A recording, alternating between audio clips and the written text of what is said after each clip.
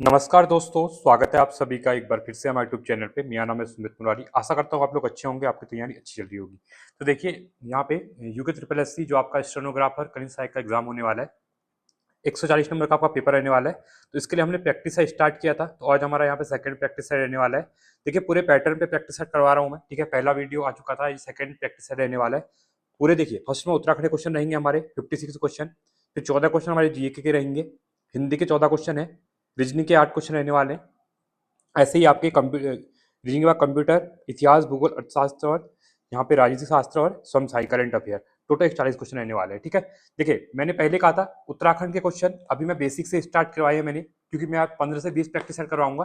तो अभी आपका सेकंड है। देखिए, बेसिक क्योंकि लास्ट पेपर हुआ था वीडियो का, वहाँ पे बहुत से बच्चों के क्वेश्चन थे कि सर बेसिक क्वेश्चन गलत हो गए थे, इसलिए मैं बेसिक की भी प्रैक्टिस करवा रहा हूँ। क्योंकि आप लोग क्या करते हैं, हार्ड क्वेश्चन को पढ़ते हैं, बेसिक क्वेश्चन को नहीं पढ़ते हैं, ठीक है। देखिए, उत्तराखंड के बेसिक क्वेश्चन रहेंगे, बाकी मैं आपको पूरा दिखा देता हूँ। अगर हम जीएस रीजनिंग के क्वेश्चन देखते हैं तो इनका लेवल है ठीक ठाक, ठीक है। इसके बाद जीएस के क्वेश्चन जो है वो भी आसान नहीं है, आप लोगों के लिए अच्छे क्वेश्चन यहाँ पे देख सकते हैं आप लोग। उसके बाद उत्तराखंड जो आपका जीएस वाला पोर्शन है, ठीक है। तो यहाँ पे करंट अफेयर के साथ साथ मैंने आप लोगों के लिए सभी टाइप के क्वेश्चन यहाँ पे रखे हुए हैं, ठीक है। ये देख सकते हैं, ये करंट अफेयर देखिए 19 मई 2026 करंट अफेयर है। करंट अफेयर मैंने जून तक का पूरा इसमें ऐड कर रखा है, क्योंकि एग्जाम में जो करंट अफेयर पूरा ना पूछा था। अगर अगस्त में एग्जाम होता है आपका, तो करंट अफेयर आपको जून, अप्रैल, मई, मार्च तक का पढ़ना पड़ेगा, ठीक है। तो यहाँ पे देखिए, पूरे जो क्वेश्चन है करंट के साथ बेस पे मैंने क्वेश्चन बना रखे हैं, और स्टेटमेंट वाले क्वेश्चन भी आपको यहाँ पे देखने को मिलेंगे, ठीक है। हर टाइप के क्वेश्चन है जो कि एग्जाम में पूछे जा रहे हैं। तो वीडियो को अच्छे से देखिए, और मैं हमेशा कहता हूँ कि आप जब प्रैक्टिस करते हैं तो पूरा 2 घंटे आप टाइम निकाल के आइए, ठीक है। 2.5 घंटे का पेपर है, तो यहाँ पे ओएमआर नहीं भरनी है आपको। तो आपका 2 घंटे, 1.5 घंटे, 1-1.5 घंटे वीडियो यहाँ कंप्लीट आपका हो जाएगा, ठीक है। पूरे एग्जाम की तरह पेपर देना, जैसे प्रैक्टिस सेट आप देते हैं एग्जाम में जैसे देते हैं वैसे देना। तो इससे क्या होगा कि आपकी तैयारी कैसी है आपको पता यहाँ पे चल जाएगी। चलिए, पहला क्वेश्चन है हमारा आज का। यहाँ पे पहले उत्तराखंड क्वेश्चन करिए 56। उत्तराखंड राज्य गठन कब हुआ था? बेसिक क्वेश्चन है पर पता होना चाहिए। 9 नवंबर 2000 को हुआ था। तो ऑप्शन नंबर बी हमारा बिल्कुल यहाँ पे राइट हो जाएगा।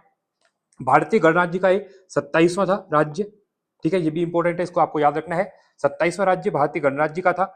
और साथ ही साथ जो उत्तर प्रदेश, ठीक है, उत्तर प्रदेश पुनर्गठन अधिनियम जो आया था, ठीक है, 2000 का, तो उसके अकॉर्डिंग यहाँ पे बना गया।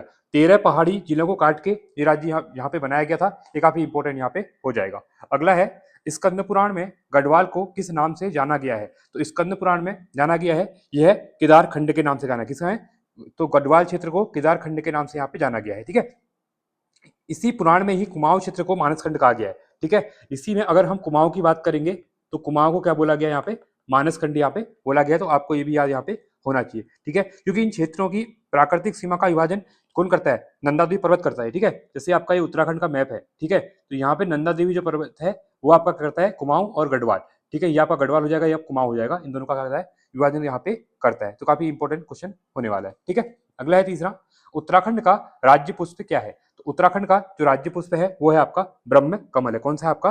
ब्रह्म कमल है। काफी इंपॉर्टेंट है, और यह उच्च हिमालय क्षेत्र में पाया जाता है, लगभग 4800 से लेके, ठीक है, 6000 मीटर की ऊंचाई पे आपको देखने को यहाँ पे मिलता है। कौन सा? ये आपका ब्रह्म कमल। काफी इंपॉर्टेंट है, आपको याद यहाँ पे रखना है। चलिए, अगला है चौथा, अस्कोट वन्यजीव अभ्यारण्य किस जनपद में स्थित है? देखिए, अस्कोट की बात करें, अस्कोट है आपका पिथौरागढ़ में। कहाँ पर है आपका? पिथौरागढ़ में देखने को मिलता है। तो अस्कोट वन्यजीव विहार अभ्यारण्य कहाँ पर है? इसकी स्थापना कब होती है? 1986 में इसकी स्थापना यहाँ पे की गई थी, ठीक है। तो इंपॉर्टेंट है, आपको याद रखना है। साथ ही साथ मेन चीज यहाँ पे जो मस्क डियर है ना, हिमालय मस्क डियर, उसके लिए यहाँ पे बनाया गया है। पांचवा है, कत्यूरी राजवंश का संस्थापक कौन था? तो कत्यूरी राजवंश संस्थापक कौन थे? बसंत देव थे। कौन थे आपके? बसंत देव थे। इस राजवंश ने 8वीं से लेके 11वीं सदी तक यहाँ पे उत्तराखंड के बड़े भूभाग पे क्या किया? यहाँ पे शासन किया था। और इनकी जो प्रारंभिक राजधानी कहाँ थी? वो थी कार्तिकेयपुर। कहाँ थी? कार्तिकेयपुर इनकी राजधानी थी, ठीक है, याद रखना। कार्तिकेयपुर कहाँ पर? जो कि आपका जोशीमठ है। तो कहाँ पे आपकी? जोशीमठ में है, ठीक है। तो आपको यहाँ पे याद यहाँ पे रखना है, इंपॉर्टेंट क्वेश्चन यहाँ पे बन जाएगा, ठीक है। कत्यूरी काल क्यों फेमस है? क्योंकि देखिए, कत्यूरी काल में ना उत्तराखंड में इतिहास में कला, स्थापत्य, पहली बात करूं मैं कला की बात करूं, स्थापत्य की बात करूं, या फिर हम कह सकते हैं कि मंदिर निर्माण कला की बात करूं, ठीक है, मंदिर निर्माण कला, तो इन सब का देखने कत्यूरी शासन काल हमको देखने मिलता है। और इनका स्वर्ण युग यहाँ पे माना जाता है। क्या मानता है? स्वर्ण युग इसको माना जाता है। देखिए, जिस क्वेश्चन में मुझे लगा कि चीज एक्सप्लेन करनी है आपको, इसके बारे में और बैकग्राउंड पता होना चाहिए, वहीं पे करूंगा। जैसे यहाँ पे हमने डिस्कस नहीं किया, क्योंकि सबको पता है 9 नवंबर को राजधानी उत्तराखंड बनता है मेन चीज, ठीक है। तो जहां जहां पे लग रहा है कि एग्जाम के लिए ये भी इंपॉर्टेंट है, जैसे यहाँ पे ये मीटर बहुत बार पूछ लिया जाता है, ठीक है, हाइट, तो इसमें मैंने इसको बता दिया, ठीक है। और यहाँ पे अस्कोट के बारे में बता दिया, कत्यूरी राजवंश के बारे में देखिए क्यों क्यों फेमस था, मंदिर निर्माण कला के लिए, स्थापत्य के लिए इसका स्वर्ण युग माना जाता है। 8वीं से 11वीं सदी में यहाँ पे शासन किया और राजधानी कहाँ पर थी, ज्योतिर्मठ कार्तिकेयपुर थी, ठीक है। ये मेन थे, वही आपको मैं यहाँ पे चीजें बता रहा हूँ, ठीक है। चलिए, छठा है चंद्र सिंह गढ़वाली का संबंध किस ऐतिहासिक घटना से था, ठीक है। तो चंद्र सिंह गढ़वाली का संबंध किससे था, पेशावर कांड से था, ठीक है। ये पेशावर कांड कब हुआ था, ये डेट इंपॉर्टेंट है, तो ये हुआ था 13 अप्रैल 1930 को हुआ था, ठीक है। 13 अप्रैल 1930 को क्या हुआ था, पेशावर कांड यहाँ पे हुआ था, ठीक है। ये किससे संबंध था, इनका 2/18 रेजिमेंट से, इनका गढ़वा राइफल की जो रेजिमेंट उससे इनका संबंध यहाँ पे देखने को मिलता है, ठीक है। काफी इंपॉर्टेंट, आपको यहाँ पे याद रखना है। सातवां है चिपको आंदोलन की शुरुआत उत्तराखंड के किस जिले से हुई थी, तो चिपको आंदोलन की शुरुआत कहां से हुई थी, ये हुई थी चमोली से हुई थी, काफी इंपॉर्टेंट है। चमोली जिले में कहां पे हुई थी, रैणी गांव से, कहां से हुई थी, रैणी गांव से इसकी शुरुआत यहाँ पे मानी जाती है, ठीक है। और कब हुई थी, 1973-74 के आसपास आपको देखने को मिलता है चिपको आंदोलन। इसमें मेन जो थी वो कौन थी महिला, ये थी आपकी गौरा देवी थी, कौन थी आपकी, गौरा देवी थी, ठीक है। आपको ये भी यहाँ पे पता होना चाहिए, तो काफी इंपॉर्टेंट है। तो गौरा देवी के नेतृत्व में क्या हुआ, महिलाओं ने यहाँ पे पेड़ों की कटाई से, ये मतलब पेड़ों से चिपक गई थी और कटाई को रोकने से इनको इनके द्वारा यहाँ पे मना कर दिया था, ठीक है। इसके साथ ही इसमें जो मेन योगदान रहा वो रहा चंडी प्रसाद भट्ट का रहा, ठीक है। और साथ में सुंदरलाल बहुगुणा जी का रहा, ठीक है। ये भी आपको याद रखना है, मेन मेन पॉइंट आपको याद होने चाहिए, ठीक है। खासकर ये आंदोलन पर्यावरण संरक्षण के इतिहास, जो पर्यावरण संरक्षण है ना उसके इतिहास के लिए विश्व स्तर पर एक मील का पत्थर साबित हुआ, ठीक है। अभी भी वर्ल्ड लेवल पर अगर बात होती है तो चिपको आंदोलन की बात यहाँ पे की जाती है, किसके लिए, वन संरक्षण के लिए, वन पर्यावरण संरक्षण के लिए, ठीक है, इंपॉर्टेंट है। और वन अधिकारों के प्रति स्थानीय चेतना को इन्हें जगाया था। पर अभी भी आपने देखा होगा, जैसे रिसेंट में आपने न्यूज देखा, देहरादून के अंतर्गत जो ऋषिकेश के अंदर पेड़ कटते थे, वहां पर भी लोगों ऐसे ही आपस में महिलाएं गई और वहां चिपक गई, तो सरकार ने उसमें डायरेक्टली उसको बंद कर दिया गया है, ठीक है। तो ये मूवमेंट जो है चिपको आंदोलन से सब प्रेरित चलते अभी टाइम पे, क्लियर है। आठवां है उत्तराखंड की सबसे ऊंची पर्वत चोटी कौन सी है, तो उत्तराखंड की सबसे ऊंची पर्वत चोटी ये है नंदा देवी। इसकी ऊंचाई कितनी है, 7816 मीटर है। तो ये पता होना चाहिए क्योंकि बहुत बार मैचिंग फॉलो में क्वेश्चन पूछा जाता है। कहां पे देखने को मिलती है, ये आपको चमोली में देखने को मिलती है, ठीक है। अगर वीडियो आपको ज्यादा लग रही है तो आप स्पीड को कम ज्यादा कर सकते हैं, यूट्यूब पे आपके पास ये फीचर होता है, ठीक है। क्योंकि 140 क्वेश्चन कवर करने हैं तो मेरा टारगेट है कि 1 से 1.5 घंटे में कवर कर दो, इसलिए थोड़ा स्पीडली मैं यहाँ पे चल रहा हूँ, ठीक है। तो चमोली में नंदा देवी पर्वत 7816 मीटर इसकी ऊंचाई है, तो आपको यहाँ पे इसके बारे में याद रखना है, ठीक है। इसी के भारत के सीमा के भीतर देश की सबसे ऊंची चोटी मानी जाती है, ठीक है, सबसे ऊंची चोटी के नाम भी इसको जाना जाता है, तो याद रखना है। चलो आगे देखता हूँ, कुमाऊं का बारदोली किसे कहा जाता है, ठीक है। दो चीजें हैं, अगर क्वेश्चन पूछेगा गढ़वाल का बारदोली तो आपका गुजरू क्षेत्र को आपको टिक करना है, बट यहाँ पे कुमाऊं का बारदोली पूछेगा तो सल्ट क्षेत्र ये कहाँ पर है, ये अल्मोड़ा में है, ठीक है। तो इंपॉर्टेंट है, इसको भी आपको यहाँ पे याद रखना है। तो यहाँ पे हुआ क्या था, तो 5 सितंबर 1942 को, ठीक है, इस यहाँ पे एक भारत छोड़ो आंदोलन के समय लोगों के खिलाफ भारी विद्रोह हुआ था, ठीक है। और जिसमें पुलिस के द्वारा क्या है फायरिंग की गई और बहुत से लोग यहाँ पे शहीद हो गए, ठीक है। तो इसलिए याद रखना, तो कुमाऊं के अंतर्गत कुमाऊं का बारदोली इसी को यहाँ पे माना जाता है, ठीक है। चलिए आगे देखते हैं 10वां क्वेश्चन, भागीरथी और अलकनंदा नदियों का संगम कहां पर होता है, तो ये होता है देवप्रयाग में। तो देवप्रयाग में किसका होता है, भागीरथी और अलकनंदा का संगम यहाँ पे देखने को मिलता है, ठीक है। जो भागीरथी है वो सास है, अलकनंदा क्या है, बहू है। इसको भी याद रखना, बहुत बार क्वेश्चन पूछता है, भागीरथी सास है और ये अलकनंदा यहाँ पे बहू देखने को मिलती है, ठीक है। चलिए आगे देखते हैं, अगले क्वेश्चन की तरफ हम यहाँ पे बढ़ते हैं। 11वां क्वेश्चन है, जागर निम्नलिखित में से किससे संबंधित है, तो देखिए जागर है क्षेत्रीय देवी देवताओं को जगाने की एक परंपरा है, क्या है, क्षेत्रीय देवी देवताओं को जगाने की एक परंपरा है। तो इसको इंपॉर्टेंट रखना, क्योंकि इसमें क्या होता है, देखिए जो आपके जो जागर होता है ना, इसमें आपके ढोल दमाओं के साथ साथ विभिन्न वाद्य यंत्रों को यहाँ पे पुराने गाथाओं का गायन किया जाता है, जिसमें इसको गाता कौन है, जागरिये गाते हैं। कौन गाते हैं, जागरिये इसको यहाँ पे गाते हैं। तो आपको इसके बारे में यहाँ पे पता होना चाहिए क्योंकि इंपॉर्टेंट क्वेश्चन बन जाता है एग्जाम के लिए, ठीक है। साथ ही साथ इसमें जो जिसका प्रभाव पड़ता है ना, इसमें एक व्यक्ति होता है जिसको पसवा कहते हैं, क्या कहते हैं इसको, पसवा कहते हैं, डंगरिया या पसवा कहते हैं। तो उसमें देव अवतरित यहाँ पे देखने को मिलते हैं।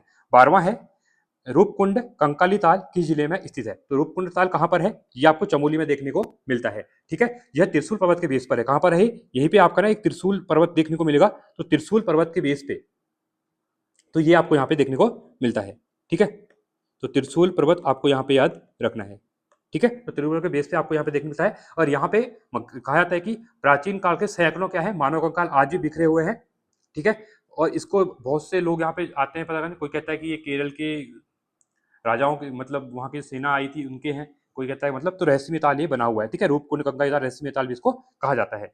13वां है, उत्तराखंड में हरेला क्या है। देखिए हमेशा ही 16 अप्रैल या 17 अप्रैल, सॉरी नॉट 16 अप्रैल, 16 या फिर 17 जुलाई को मनाया जाता है, ठीक है। रिसेंटली अभी इसको मनाया गया है।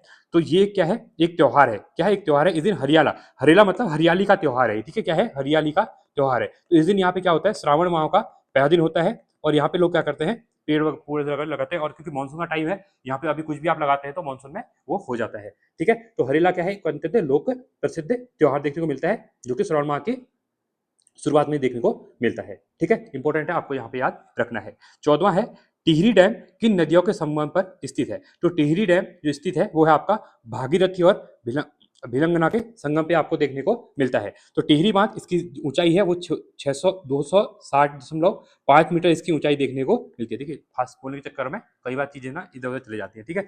तो 260.5 मीटर की ऊंचाई इसकी है, और ये भारत का सबसे ऊंचा, ठीक है, भारत का सबसे ऊंचा और एशिया का रॉक फिल वादों वाला पहला है। रॉक फिल जो विद्युत है उसमें पहला देखने को आपको मिलता है, ठीक है। काफी इंपॉर्टेंट है, आपको याद रखना है।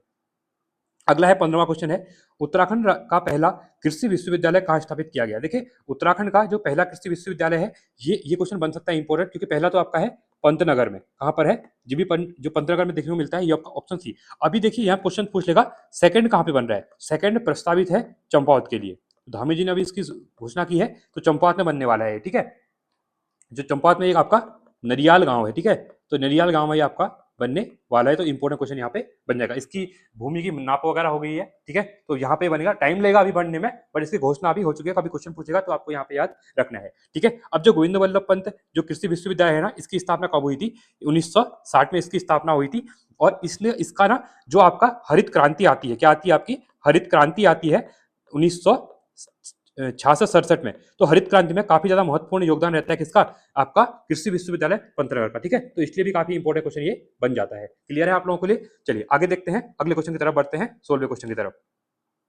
देखिए 16वां है, लाल बहादुर शास्त्री राष्ट्रीय प्रशासनिक अकेडमी कहां पर है, ठीक है, जिसको हम कहते हैं लवासना, शॉर्ट फॉर्म में कहते हैं लवासना कहते हैं। देखिए यहाँ पे जो होता है ना, आपके जितने भी आईएएस होते हैं ना, स्टार्टिंग में हॉस्टल 3 मंथ में जितने भी आपके निकले होंगे, चाहे आईपीएस होंगे, चाहे आईएएस होंगे, चाहे आईएफएस होंगे, इन सबकी ट्रेनिंग यहीं पे होती है। बाद में क्या होती है, जो आईपीएस होते हैं इनको लाल, जो आपका हैदराबाद में सरदार वल्लभ भाई पटेल अकेडमी है वहां भेज दिया जाता है। जो आईएफएस है इनको भोपाल भेज दिया जाता है, ठीक है। और इसमें टैक्स वाले जो होंगे उनको दिल्ली भेज दिया जाता है ट्रेनिंग के लिए। और जो आपके आईएएस हैं इनकी पूरी ट्रेनिंग कहाँ पे होती है, लवासना के अंदर की देखने को मिलती है। यह है कहाँ पर, ये आपका मसूरी में है, देहरादून में, ठीक है। तो आपको याद रखना है, ऑप्शन नंबर ए बिल्कुल आपका याद रहेगा, ठीक है। चलिए आगे देखते हैं अगले क्वेश्चन की तरफ। इसकी स्थापना भी 1960 के आसपास ही हुई थी, ठीक है, इसको भी आपको याद रखना है यहाँ पे। चलिए, पिंडर नदी का उद्गम स्थल कौन सा है। तो पिंडर नदी का उद्गम स्थल आपका पिंडारी ग्लेशियर है। कहां पर है, पिंडारी ग्लेशियर है। अभी पिंडारी ग्लेशियर कहां पर है, ये आपका बागेश्वर में देखने को मिलता है। कहां पे मिलता है, बागेश्वर के अंतर्गत कुमाऊं में देखने को मिलता है। तो यहाँ पे इंपॉर्टेंट क्वेश्चन हो जाएगा, तो बागेश्वर में होता है। और पिंडर नदी यहाँ से बहते हुए कहां बढ़ती है, ये जगह कर्णप्रयाग में। तो जब ये बहते हुए ऐसे चलती है, ठीक है, वेस्टर्न फ्लोइंग रिवर कह सकता हूँ, जब ये बहते हुए आती है तो यहाँ पे कर्णप्रयाग में क्या होता है, इसका संगम होता है किससे, अलकनंदा से। किससे होता है, अलकनंदा से इसका संगम हो जाता है। तो मेन चीज है याद रखना, अलकनंदा में पिंडर से रखना कहाँ मिलती है, कर्णप्रयाग में मिलती है। तो पंचप्रयागों में से एक आपको देखने को ये मिलता है, ठीक है। और पिंडारी जो ग्लेशियर है, यह प्रभावित राज्य की जल निकास प्रणाली के लिए और साथ में हिमालय ट्रैकिंग के लिए लोग पिंडारी ग्लेशियर पर ट्रैकिंग के लिए भी जाते हैं। तो काफी आकर्षक माना जाता है, काफी इंपॉर्टेंट यहाँ पे माना जाता है। चलिए आगे देखते हैं, 18वां है, कॉर्बेट नेशनल पार्क की स्थापना किस वर्ष हुई थी। देखिए क्वेश्चन बेसिक है, बट मैं जो आपको एडिशनल चीज बता रहा हूं, कहीं ना कहीं एग्जाम में ऐसे क्वेश्चन बन रहे हैं। आप यूकेपीएससी का अगर मेंस का पेपर देंगे, सॉरी प्री का पेपर देंगे, तो वहां पे क्वेश्चन आते हैं। और अभी भी आपका जो आगे पेपर होने वाला यूकेपीएससी की, वहां पर भी ये क्वेश्चन देखने को मिलते हैं। कॉर्बेट नेशनल पार्क की स्थापना किस वर्ष हुई थी। तो इसकी स्थापना होती है 1936 में होती है। इसका नाम पहले क्या था, हैली नेशनल पार्क था, ठीक है, हैली नेशनल पार्क। और 1956 में इसका नाम यहाँ पे चेंज कर दिया जाता है, कॉर्बेट नेशनल पार्क कर दिया जाता है, ठीक है। जिम कॉर्बेट के नाम पे इसका नाम यहाँ पे रख दिया गया। ये कहाँ कहाँ पर है, ये दो डिस्ट्रिक्टों में है। पहला आपका एक नैनीताल में है, और ये आपका पौड़ी में ये फैला हुआ है। तो काफी इंपॉर्टेंट है। और सबसे ज्यादा टूरिस्ट जो आते हैं ना, वो यहीं पे आते हैं। पूरे मतलब उत्तराखंड में देखा जाए सबसे ज्यादा टूरिस्ट कहाँ पे देखने को मिलते हैं, यहीं पे आते हैं, ठीक है। इंपॉर्टेंट क्वेश्चन यहाँ पे बन जाएगा। चलिए आगे देखते हैं। 19वां है, कुमाऊं विश्वविद्यालय की स्थापना कब हुई थी? तो देखिए कुमाऊं विश्वविद्यालय और एक आपका गढ़वाल विश्वविद्यालय, इन दोनों की स्थापना होती है 1973 में। ठीक है, तो उत्तराखंड में एक आंदोलन चलता है विश्वविद्यालय के लिए, तो यहाँ पे इनका नाम पड़ जाता है कुमाऊं और गढ़वाल विश्वविद्यालय 1973 में बनते हैं। जो कुमाऊं विश्वविद्यालय है इसका जो कैंपस है वो आपका नैनीताल में देखने को मिलता है। ठीक है, मेन जो कैंपस है, तो आपको याद रखना है, इंपॉर्टेंट क्वेश्चन बन जाएगा। ठीक है, चलिए आगे देखते हैं। 20वां क्वेश्चन है, उत्तराखंड में पंच प्रयागों में से कौन सा प्रयाग सम्मिलित नहीं है? तो देखिए एक आपका विष्णु प्रयाग, नंद प्रयाग, कर्ण प्रयाग, सोन प्रयाग क्या है आपका यहाँ पे पंच प्रयागों में नहीं आता है। ठीक है, तो पंच प्रयागों में आपका विष्णु प्रयाग, नंद प्रयाग, कर्ण प्रयाग, देव प्रयाग, तो आपको सभी ये याद यहाँ पे रखना है। ठीक है, कर्ण प्रयाग हो गया आपका, नंद प्रयाग हो गया, इसी में आपका एक रुद्र प्रयाग आएगा। ठीक है, तो ये 5 आपके क्या है पंच प्रयागों में सम्मिलित है, बट यहाँ पे सोन प्रयाग सम्मिलित नहीं है। 21वां है, गढ़वाल का इतिहास नामक पुस्तक के लेखक कौन है? तो गढ़वाल का इतिहास नामक पुस्तक लिखी है हरिकृष्ण रतुड़ी जी ने यहाँ पे लिखी है, तो ऑप्शन नंबर बी आपका यहाँ पे बिल्कुल राइट क्वेश्चन हो जाएगा। ठीक है, तो लेखक पंडित हरिकृष्ण रतुड़ी जी के द्वारा इसको लिखा गया। उन्होंने क्या किया, टिहरी रियासत के वजीर के पद पर काम किया। ठीक है, मैं आज ही मैं सुबह मैंने जब टिहरी रियासत के बारे में आपको पढ़ाया था, उत्तराखंड की जो मैंने बीएस नेगी जी की बुक स्टार्ट कर रखी है, आप उसको देखिए, एआई के फॉर्म में मैंने अच्छी पीडीएफ बना रखी है, वहां से मैं आपको समझा के पढ़ा रहा हूँ। बीएस नेगी की बुक आपको क्या लगती है, थोड़ी सी बोरिंग लगती है, तो मैं आपको वहां पे क्या है डायग्राम के फॉर्म पे ग्राफिक के यूज करके चीजें पढ़ा रहा हूँ, तो आपको वहीं पे चीजें याद भी हो रही है, तो वहीं पे आज ही मैंने इसके बारे में पढ़ाया भी था। ठीक है, तो हरिकेश रतुड़ी इनके द्वारा क्या किया, जो टिहरी रियासत के वजीर पर काम करते हुए विभिन्न अभिलेखों और ऐतिहासिक तथ्यों के आधार पर 1928 में, कब 1928 में एक प्रमाणिक ग्रंथ लिखा था। ठीक है, 1928, इसको आप याद रखना, काफी इंपॉर्टेंट क्वेश्चन आपके लिए यहाँ पे बनने वाला है। ठीक है, आगे देखते हैं। चलिए, खतलिंग ग्लेशियर कहाँ स्थित है? इंपॉर्टेंट क्वेश्चन है। तो खतलिंग ग्लेशियर है टिहरी गढ़वाल में, ये क्वेश्चन बहुत बार पूछा गया एग्जाम में। तो ये आपका जो है खतलिंग ग्लेशियर, ये आपका रुद्रप्रयाग सीमा पर देखने को यहाँ पे मिलता है आपको। ठीक है, रुद्रप्रयाग सीमा लिख रहा हूं मैं यहाँ पे, तो आपको यहाँ पे याद रखना है। ठीक है, इस ग्लेशियर से क्या होता है, किसका उद्गम होता है? भिलंगा नदी का संगम होता है। संगम क्या होता है, भिलंगा नदी का उद्गम होता है। ठीक है, तो भिलंगा नदी का उद्गम यहाँ से देखने को मिलता है, और ये सीधे कहा जाता है फिर टिहरी वाद को निरंतर जलापूर्ति देते रहता है। ठीक है, तो इसलिए काफी इंपॉर्टेंट भी ये हो जाता है। चलिए, 23वां क्वेश्चन है यहाँ पे, उत्तराखंड में कूली बिगाड़ प्रथा के विरुद्ध आंदोलन का मुख्य केंद्र कौन सा था? तो कूली बिगाड़ प्रथा के विरुद्ध जो मेन आंदोलन था वो था आपका यहाँ पे बागेश्वर में। कहाँ पे हुआ था? बागेश्वर में, सरयू नदी के तट पर हुआ था। कहाँ पे हुआ था? सरयू नदी के तट पे हुआ था, 13 और 14 जनवरी 1921 को। 13-14 जनवरी को क्या होता है? उत्तरायण होती है, मकर संक्रांति, उत्तरायण। हाँ, ठीक है, उत्तरायण के उपलक्ष्य में ये यहाँ पे जो कूली बिगाड़ रजिस्टर थे, ये सरयू नदी में यहाँ पे बहा दिए जाते हैं, और यहाँ पे कुली रजिस्टर वगैरह, ये कुली बिगाड़ प्रथा जो थी वो समाप्ति यहाँ पे हो जाती है। ठीक है, तो इसके विरुद्ध ये एक अहिंसक और जन आंदोलन था। ठीक है, और ब्रिटिश शासन के विरुद्ध एक ऐतिहासिक सफलता इससे मिलती है। और गांधी जी ने इसको क्या कहा था? तो गांधी जी ने इसको रक्तहीन क्रांति कहा था। क्या कहा था? रक्तहीन क्रांति इसको कहा था। तो इंपॉर्टेंट क्वेश्चन है, आई कहीं ना कहीं आपको एग्जाम में हेल्प करने वाले हैं। चलिए, 24वां है, उत्तराखंड के अल्मोड़ा प्रकार के सिक्कों में किस राजवंश के राजाओं के नाम मिलते हैं? तो किसकी बात कर रहा हूं मैं? बात कर रहा हूं अल्मोड़ा प्रकार के सिक्कों की बात कर रहा हूं। ठीक है, तो इसमें राइट ऑप्शन हो जाएगा कुलिंद कालीन सिक्के मिले हैं। क्या मिलते हैं? कुलिंद राजाओं की जानकारी हमको यहाँ पे मिलती है। तो उत्तराखंड में जो अल्मोड़ा के अंतर्गत जो प्राचीन सिक्के वगैरह मिले हैं ना प्राचीन काल के, ये किसके हैं? ये कुलिंद राजवंश के हैं। किसके हैं? ये कुलिंद राजवंश के देखने को आपको मिलते हैं। तो इसमें ताम्र और क्या क्या है? इसमें ताम्र और रजत मुद्राएं हैं। क्या है इसमें? रजत और ताम्र मुद्राएं आपको देखने को मिलती हैं। और किस किस की हैं? ये हैं शिवदत्त की हैं, ये भी याद रखो। शिवदत्त के बाद आपका हरिदत्त हो जाएंगे, हरिदत्त की हैं। इसके बाद शिवपालित की हैं यहाँ पे। ठीक है, शिवपालित की हैं, और अन्य राजाओं की है, और ये है ब्राह्मणी और खरोष्टी लिपि में देखने को मिलती है। ब्राह्मणी एंड खरोष्टी लिपि में आपको ये देखने को यहाँ पे मिलती हैं। तो काफी इंपॉर्टेंट है, और ये मुद्राएं कहीं ना कहीं प्राचीन उत्तराखंड की राजनीतिक शक्ति, या फिर हम कह सकते हैं स्वतंत्र शासन और तत्कालीन आर्थिक समृद्धि के लेके प्रमाणिक पुरातत्व का साक्ष्य हमें प्रमाणित करती है कि हाँ, कहीं ना कहीं उत्तराखंड के अंतर्गत कुनिंद राजवंश ने शासन किया था, इनकी ये मुद्राएं थी, उनका ये प्रशासन था। इस टाइप से हमें जानकारी मिलती है। नहीं तो इतनी उस टाइप कोई लिखता हुआ था नहीं कि हमको यहाँ पे चीजें लिखी हुई मिलेंगी, नहीं, ना इंटरनेट गूगल वगैरह कुछ नहीं था। तो ये हमको इन्हीं सिक्कों से ही क्या है, इनकी जानकारी मिलती है। क्लियर है आप लोगों के लिए? 25वां क्वेश्चन है, नैनीताल की खोज किस ब्रिटिश यात्री ने की थी? तो नैनीताल की खोज की थी यहाँ पे, ये की थी पी बैरन ने की थी। कब की थी? 1841 में की थी। कब की थी? 1841 में यहाँ पे की गई थी। ठीक है, वो क्या थे? वो है शाहजहांपुर के, ये जो यूपी में एक शाहजहांपुर है ना का एक चीनी व्यापारी था। ठीक है, वो क्या है? चीनी व्यापारी जो इस क्षेत्र में क्या आए थे, प्राकृतिक सुंदरता को प्रभावित करने के लिए यहाँ पे आए थे, क्योंकि उत्तराखंड में आपको पता है नैनीताल एक हिल स्टेशन के रूप में है। तो पी बैरन ने नैनीताल आए और इन्हें खोज की, और यहीं पे फिर क्या हुआ, ब्रिटिशर ने आपकी क्या की, अपनी ग्रीष्मकालीन राजधानी यहाँ पे बनाई। क्या की, ग्रीष्मकालीन राजधानी अपनी यहाँ पे बनाई। बाद में यूपी की भी ये राजधानी यहाँ पे रही, तो ये काफी इंपॉर्टेंट यहाँ पे हो जाएगा। ठीक है, और साथ ही साथ फिर ये सीधे क्या हुआ, विश्व प्रसिद्ध पर्यटन स्थल बन गया, और प्रशासनिक स्थल के रूप में भी ये काफी ज्यादा इंपॉर्टेंट हो गया है। 26वां क्वेश्चन है, काली नदी को नेपाल में किस नाम से जाना जाता है? तो काली नदी है जो, ठीक है, देखिए अब ये ऐसे उत्तराखंड का मैं बनाता हूं ना, तो यहाँ पे काली नदी बहती है, ठीक है, जिसको काली कहते हैं। फिर जैसे टनकपुर में ब्रह्मदेव के पास आती है, तो इस टनकपुर पहुंचते इसको शारदा कह देते हैं। ठीक है, तो आगे जाके फिर ये यूपी में बहती है, आगे जाते हुए फिर गंगाएं मिल जाती है। ठीक है, तो यहाँ पे जो काली रिवर है, इसको क्या कहा जाता है, कहाँ पे, नेपाल में क्या कहा जाता है, नेपाल में इसको महाकाली कहा जाता है। क्या कहा जाता है, इसको महाकाली कहा जाता है। और यहाँ पे ही आपको एक लिपोलिक दर्रा देखने को मिलता है, यहीं पे से क्या होता है, इसका उद्गम यहाँ पे माना जाता है। ठीक है, और ये भारत और नेपाल की क्या करती है, प्राकृतिक सीमा का या अंतर्राष्ट्रीय सीमा का क्या निर्धारण यहाँ पे करती है। ये काफी इंपॉर्टेंट क्वेश्चन हो जाएगा। यहीं पे एक इंपॉर्टेंट क्वेश्चन बनेगा, एक यहाँ पे पंचेश्वर जगह है, क्या है, जहाँ पे सरयू नदी जहाँ पे इससे मिलती है, तो पंचेश्वर में काली और सरयू का संगम होता है। तो यहीं पे जो कि पंचेश्वर आपका पिथौरागढ़ और चंपावत के बॉर्डर पे देखने को मिलता है। ठीक है, जैसे ऐसे में अगर मैप बनाता हूँ, तो यहाँ पे अगर पिथौरागढ़ है, ये चंपावत है, तो इसके बॉर्डर पे यहाँ पे एक पंचेश्वर जगह है।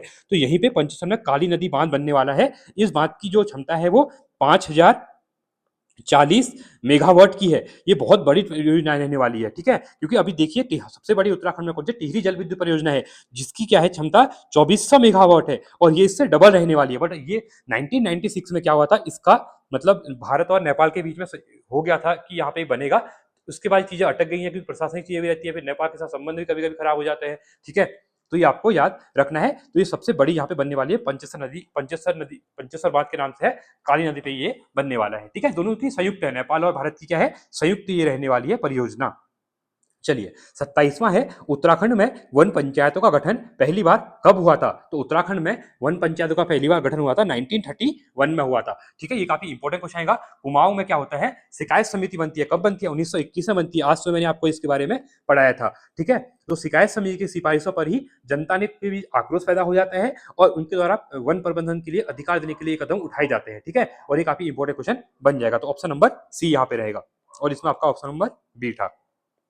अगला है 28वां, झुमेलो क्या है? तो झुमेलो क्या है, झुमेलो एक लोकगीत है। उत्तराखंड में क्या है, झुमेलो एक लोकगीत है। ये कहां पर प्रचलित है, ये आपका गढ़वाल क्षेत्र में प्रचलित है। कहां पर है, गढ़वाल क्षेत्र में प्रचलित है। और होता क्या है, देखिए मुख्य रूप से हम क्या करते हैं, बसंत ऋतु में, वैसाखी जो बसंत ऋतु होती है, वहां पे क्या होती है, जो विवाहित विवाहित क्या होती हैं, महिलाएं होती हैं, तो इनके द्वारा अपने मायके की याद में ही विरह भाव में क्या किया जाता है, प्राकृतिक सौंदर्य के वर्णन में ये नाच और गाया जाता है। क्या इसे कहते हैं, झुमेलो गीत कहा जाता है। और झुमेलो गीत क्या है, राज्य की लोक संस्कृति, क्या कह सकते हैं हम इसको, लोक संस्कृति, लोक संस्कृति के साथ साथ नारी की भावनाओं से संबंधित है। क्या है, नारी की भावनाओं के साथ ये कहीं ना कहीं भावना और हिमालय ऋतु चक्र से गहरे संबंध से ये क्या है, जुड़ाव से संबंधित देखने को मिलती है, और सुंदर ढंग से इसको प्रस्तुत किया जाता है। ठीक है, क्लियर है, आगे देखते हैं। 29वां है, उत्तराखंड के प्रथम राज्यपाल कौन थे? तो उत्तराखंड के अगर हम प्रथम राज्यपाल की बात करेंगे, थे सुरजीत सिंह बरनाला जी थे। कौन थे, सुरजीत सिंह बरनाला जी थी। ये कब बने थे, ये 9 नवंबर को, जब उत्तराखंड राज्य बनता है 9 नवंबर 2000 को, ये तब बनते हैं। ठीक है, काफी इंपॉर्टेंट यहाँ पे हो जाएगा। और राष्ट्रपति, जैसे राष्ट्रपति होते हैं देश में, वैसे स्टेट के अंतर्गत कौन होते हैं, राज्यपाल होते हैं। ठीक है, तो इंपॉर्टेंट आपको याद रखना। तो राज्य का पहला व्यक्ति अगर पूछेगा, तो वो राज्यपाल यहाँ पे देखने को मिलता है। ठीक है, चलिए आगे देखते हैं। 30वां क्वेश्चन है, चलिए आप लोगों के लिए क्वेश्चन है। ठीक है, अभी जो हमारे रिसेंट में जो हमारे यहाँ पे राज्यपाल हैं, उनका नाम क्या है और उनका पीरियड कब स्टार्ट हुआ था? ठीक है, 5 साल का इनका टेन्योर रहता है, तो अभी इनके कार्यकाल पूरा होने वाला होगा। ठीक है, आप बताना कौन है करके। ठीक है, चलिए 30वां है, वैली ऑफ फ्लावर्स, फूलों की घाटी की खोज किसने की थी? तो वैली ऑफ फ्लावर की खोज की थी फ्रैंक एस स्माइथ ने की थी। ठीक है, तो फ्रैंक एस स्माइथ के द्वारा 1931 में इसकी खोज की गई थी। और ये कहते हैं एक ब्रिटिश, ठीक है, ये एक ब्रिटिश क्या थे, पर्वतारोही थे। ठीक है, इनके द्वारा इसे खोज की गई, और कॉमेट पर्वत के अभियान से लौटते समय इनके द्वारा ये इसकी खोज यहाँ पे की गई। और इनके द्वारा एक बुक ली गई, the valley of flower, the valley of flowers, याद रखना फ्लावर्स। नए बच्चे जो होंगे उनको नया लग रहा होगा। ठीक है, मेन है, इंपॉर्टेंट है, और इस नामकरण से बुक लिखी और इसे दुनिया के सामने ये यहाँ पे लेके आए। ठीक है, तो अभी ये क्या है, एक वर्ल्ड हेरिटेज साइट, यूनेस्को की वर्ल्ड हेरिटेज साइट देखने को मिलती है। 31वां है, नंदा राज्यात यात्रा कितने वर्षों के अंतराल में आयोजित की जाती है? देखिए, नंदा राज्यात यात्रा है एवरी यहाँ 12 वर्ष में मनाई जाती है, ठीक है, काफी इंपॉर्टेंट है। और अभी ये 2025 में होने वाली थी, बट ये नहीं हो पाई किसी कारणवश, तो अब 2026 में देखने को आपको मिलने, सॉरी 2026 में होने वाली थी, नॉट 2025, ठीक है, मुझे लगा अभी 2025 चल रहा है, 2026 में ये होने वाली थी, अब इस साल ये नहीं हो रही है, ये 2027 में आपको देखने को मिलेगी, नेक्स्ट ईयर देखने को मिलेगी, ठीक है, काफी इंपॉर्टेंट आपके लिए क्वेश्चन हो जाएगा, ठीक है। और 280 किलोमीटर की ये पूरी यात्रा रहती है, ठीक है, तो आपको ये चीजें याद होनी चाहिए, काफी इंपॉर्टेंट है। चलिए 32वां क्वेश्चन आगे देखते हैं।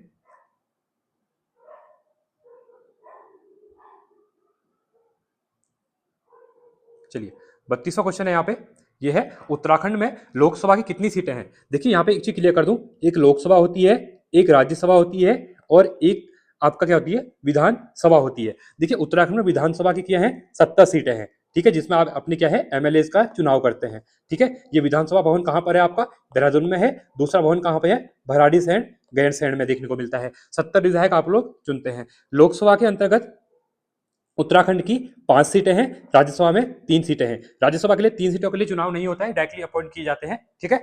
अब यहाँ पे क्या है, मतलब डायरेक्टली अपॉइंट के मतलब इनके लिए आप लोग वोट नहीं करते हैं, ठीक है, ये हमारे जो एमएलए वगैरह है वही करके डिसाइड कर लेते हैं। लोकसभा कितनी सीटें, 5 सीटें हैं। अब 5 सीटें में देखिए जो हमारी 70 विधानसभाएं हैं ना, इसमें से एक लोकसभा के लिए 14 सीट है, तो 14 पंजे 70 ही, ठीक है, तो 70 सीटें होती है यहाँ पे। अब लोकसभा की 5 सीटें हैं, तो पहले तो क्लिक करो ऑप्शन नंबर बी सी। अब इसमें क्या है, जो अल्मोड़ा सीट है ना आपकी, अल्मोड़ा सीट है, वहां पे एससी के रिजर्व है, ठीक है, ये आपको याद यहाँ पे रखना है, तो काफी इंपॉर्टेंट क्वेश्चन आपके लिए यहाँ पे हो जाएगा, ठीक है, क्लियर है आप लोगों के लिए। चलिए आगे देखते हैं, आगे बढ़ते हैं आगे। 33वां क्वेश्चन है, राज्य का पहला इंजीनियरिंग कॉलेज कौन सा है, यहाँ कहाँ खोला गया था, तो ये है आपका रुड़की इंजीनियरिंग कॉलेज, जिसका क्या है आईआईटी भी है, वो आपका क्या है, एक आईआईटी भी है। तो इसको याद रखना, इसकी स्थापना कब होती है, 1847 में इसकी स्थापना होती है। कब होती है, 47 में होती है। इसको पहले कहते थे Thomson college of engineering, Thomson college of engineering कहा जाता है, काफी इंपॉर्टेंट है। और सिविल इंजीनियरिंग के लिए अलग से डिपार्टमेंट बना हुआ है, इसको आपको याद यहाँ पे रखना है। और 2001 में इसको भारत का 7वां आईआईटी बना दिया गया था, ये भी इंपॉर्टेंट क्वेश्चन बन जाएगा, क्लियर है। चलिए 34वां है, कत्यूरी शासकों की राजभाषा क्या थी। जो कत्यूरी शासक थे इनकी राजभाषा क्या थी, संस्कृत थी, क्या थी, संस्कृत इनकी देखने को मिलती है, ठीक है, इंपॉर्टेंट है, आगे देखते हैं। 35वां है, निम्नलिखित में से कौन सा मेला जौनसारी जनजातीय संबंधित है। नुणाई, जौलजीबी, ये जौलजीबी नहीं होगा, जौलजीबी होगा, ठीक है, इंपॉर्टेंट है। गौचर मेला, देवीदुधा मेला, देखिए देवीदुधा मेला चंपावत में लगता है, इसकी स्टेडी आपको दृष्टि पता होनी चाहिए। जौलजीबी मेला आपका पिथौरागढ़ में लगता है। नुणाई मेला ये जौनसार में लगता है। गौचर मेला ये आपका चमोली में लगता है, ठीक है। तो जौनसार पूछा गया तो ऑप्शन नंबर ए बिल्कुल आपका राइट यहाँ पे हो जाएगा, ठीक है। तो जौनसार बाबर क्षेत्र में ये क्या है, जौनसार जनता द्वारा एक धूमधाम से मनाया जाता है। और ये मेला लगता कब है, ये श्रावण मास में, तो अभी श्रावण मास चल रहा है, तो अभी ये लगेगा। और ये जो है ना, ये क्या होता है, श्रावण महीने में जंगलों में जो भेड़ बकरी चराने वाले चरवाह होते हैं ना, जो पशुपालक होते हैं, उनको सुरक्षित वापसी और उनके सम्मान में आयोजित होता है, ठीक है, ये काफी इंपॉर्टेंट हो जाएगा। 36वां है, उत्तराखंड का राज्य पक्षी क्या है। तो उत्तराखंड का राज्य पक्षी देखने को मिलता है आपको मोनाल, क्या मिलता है, मोनाल मिलता है, जिसको हिमालय मोनाल भी कहा जाता है। और ये मिलता कहाँ पर है, ये मिलता है 2500 से लेके 5000 मीटर की ऊंचाई पर देखने को मिलता है, ठीक है। तो इंपॉर्टेंट क्वेश्चन है, आपको यहाँ पे याद रखना है, ठीक है। चलिए आगे देखते हैं। 37, देहरादून में प्रजामंडल की स्थापना का उद्देश्य क्या था। तो देखिए जनता को टिहरी राज्य के कुशासन से मुक्त कराना था, ठीक है, ऑप्शन नंबर डी बिल्कुल इसका राइट यहाँ पे हो जाएगा। तो देहरादून के अंतर्गत इसकी स्थापना कब होती है, 1939 में होती है। और ठीक है, तो आपको याद यहाँ पे इसके बारे में रखना है। इसका नेतृत्व किसने किया था, श्रीदेव सुमन जी ने किया था, ठीक है, श्रीदेव सुमन ने इसका क्या किया था, यहाँ पे नेतृत्व किया था, ठीक है, तो आपको याद होना चाहिए। चलिए आगे देखते हैं। 38 है, उत्तराखंड क्रांति दल यूकेडी के प्रथम अध्यक्ष कौन थे। तो यूकेडी के प्रथम थे डी पंत जी थे, ऑप्शन नंबर बी हो जाएगा, ठीक है। ये कुमाऊं विश्वविद्यालय के जो तत्कालीन कुलपति भी रहे थे। और 1979 में मसूरी में आयोजित सम्मेलन में एक नई क्षेत्रीय दल की कमान को यहाँ पे सौंप दी थी, ठीक है, इंपॉर्टेंट है, आगे देखते हैं। 39 है, गंगोत्री मंदिर का निर्माण किसने करवाया था। तो गंगोत्री मंदिर का निर्माण कराया था अमर सिंह थापा ने, ठीक है। तो अमर सिंह थापा जी के द्वारा, इनके द्वारा 18वीं शताब्दी में, कब, 18वीं शताब्दी में यहाँ पे ये कौन थे, एक गोरखा सेनापति थे, कौन थे, एक गोरखा सेनापति थे, ठीक है। तो गोरखा सेनापति, इनके द्वारा इसका निर्माण करवाया गया। यह मंदिर क्या है, किसको समर्पित है, तो गंगोत्री मंदिर है माँ गंगा को समर्पित है। किसको है, माँ गंगा को ये मंदिर क्या है यहाँ पे आपका समर्पित है, ठीक है। तो काफी इंपॉर्टेंट क्वेश्चन यहाँ पे बन जाएगा। ठीक है। चलिए 40वां है, लिपुलेख दर्रा किस जिले में स्थित है? अभी मैंने क्वेश्चन बताया था, इसको कुछ नहीं करना है। ऑप्शन नंबर सी, ये पिथौरागढ़ में देखने को मिलता है आपका। ठीक है, ट्रांजैक्शन पास कह सकते हैं। देखिए जैसे आपका ये उत्तराखंड है, यहाँ पे ये आपका नेपाल है। ठीक है, यहाँ पे नेपाल आएगा, यहाँ पे तिब्बत, तो ट्रांजैक्शन पास कह सकते हैं। ठीक है, तीन देश यहाँ पे मिल रहे हैं।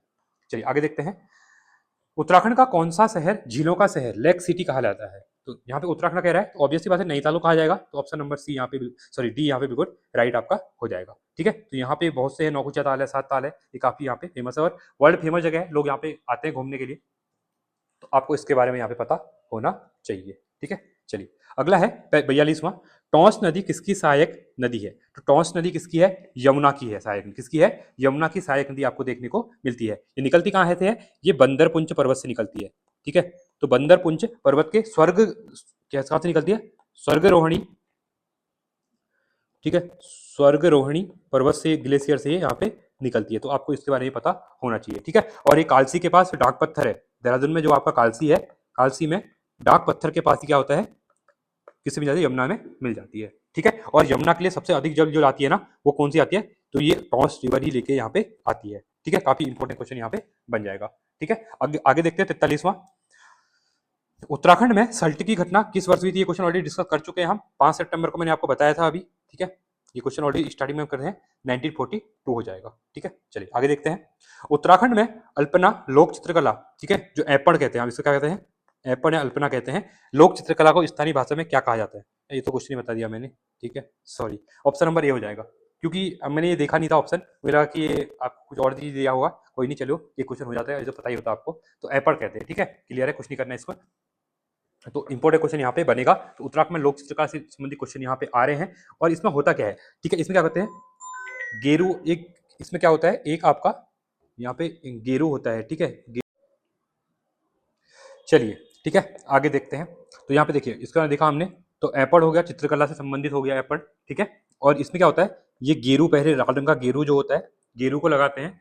ठीक है, उसके बाद जो धरातल पे फिर बिस्वार होता है आपका, एक क्या होता है? बिस्वार, जो क्या बनता है, आटे का मतलब सिंपल ये होता है, चावल को भिगाते हैं। ठीक है, चावल को भिगा के उसको पीसा जाता है, तो उससे जो व्हाइट व्हाइट दूध जैसा बन जाता है। ठीक है, तो उससे यहाँ पे क्या होती है, कलाकृति इसमें दिखाई जाती है। ठीक है, ये काफी इंपॉर्टेंट है, चावल के आटे का घोल कह सकते हैं इसको हम, बिस्वार भी इसको कहा जाता है। ठीक है, क्लियर है आप लोगों के लिए? आगे बढ़ते हैं। 45 है, उत्तराखंड में गांधी आश्रम, चनोदा आश्रम की स्थापना किसने की थी? इंपॉर्टेंट क्वेश्चन है। तो ये की थी शांतिलाल त्रिवेदी ने की थी। ठीक है, इंपॉर्टेंट है, आपको याद रखना है। तो ये कहां पर, जो आपका चनोदा कहां पर है? ये आपका सोमेश्वर में है। ठीक है, तो सोमेश्वर के अंतर्गत इसकी स्थापना यहाँ पे की जाती है और इस होती है 1937 में। ठीक है, गांधी आश्रम 1937 में इसकी स्थापना यहाँ पे की जाती है। ठीक है, चलो आगे देखते हैं। कुमाऊं रेजिमेंट की स्थापना आगरा में किस वर्ष हुई थी? तो कुमाऊं रेजिमेंट की जो स्थापना होती है, पहले आगरा थी, बाद में रानीखेत आता है। कहाँ? पहले फिर ये आपका रानीखेत में शिफ्ट किया जाता है। तो इसकी स्थापना जो होती है वो होती है आपकी 1941। ठीक है, तो बाद में फिर इसको 19 ठीक है, तो कुमार रेजिमेंट की स्थापना 1940 आगरा में की जाती है और फिर आगरा से क्या होता है 1948 में इसको कहाँ शिफ्ट कर दिया जाता है? रानीखेत शिफ्ट यहाँ पे कर दिया जाता है। ठीक है, इंपॉर्टेंट क्वेश्चन हो जाएगा। चलिए आगे देखते हैं। नैन सिंह रावत का संबंध किस क्षेत्र से था? इंपॉर्टेंट क्वेश्चन है। तो इनका संबंध है सर्वेक्षण। तो नैन सिंह रावत का संबंध किससे है? सर्वेक्षण थे। ये क्या थे? एक सर्वेयंग थे और नक्शा नवीसी के रूप में इनको जाना जाता है। ठीक है, तो इंपॉर्टेंट क्वेश्चन बनेगा, ये क्वेश्चन पूछा जाता है क्योंकि इनके द्वारा 19वीं शताब्दी में अंग्रेजों की हेल्प की थी। जो अभी आप गूगल मैप वगैरह यूज करते हैं ना, तो वो इनकी देन है कह सकते हैं। ठीक है, तो इसमें इनके द्वारा सर्वेक्षण किया गया। ये तिब्बत लहसा तक गए थे पैदल, इनने क्या किया, पूरे पहाड़ों को यहाँ पे नाप दिया। ठीक है, इंपॉर्टेंट क्वेश्चन हो जाएगा। मौलिक पंडित, इनको पंडित की उपाधि भी जाती है। ठीक है, कहते हैं पंडित की उपाधि भी इनको दी जाती है। ठीक है, आगे देखते हैं अगले क्वेश्चन की तरफ। 48 है यहाँ पे, मायावती आश्रम अद्वैत आश्रम कहाँ स्थित है? तो मायावती आश्रम ये आपका चंपावत में है। कभी कभी क्या होगा, चंपावत नहीं आएगा तो सिटी का नाम दे देगा, लोहाघाट के पास में है। ठीक है, इंपॉर्टेंट है। तो मायावती जो आश्रम है, आश्रम, इसकी स्थापना होती है 1899 में।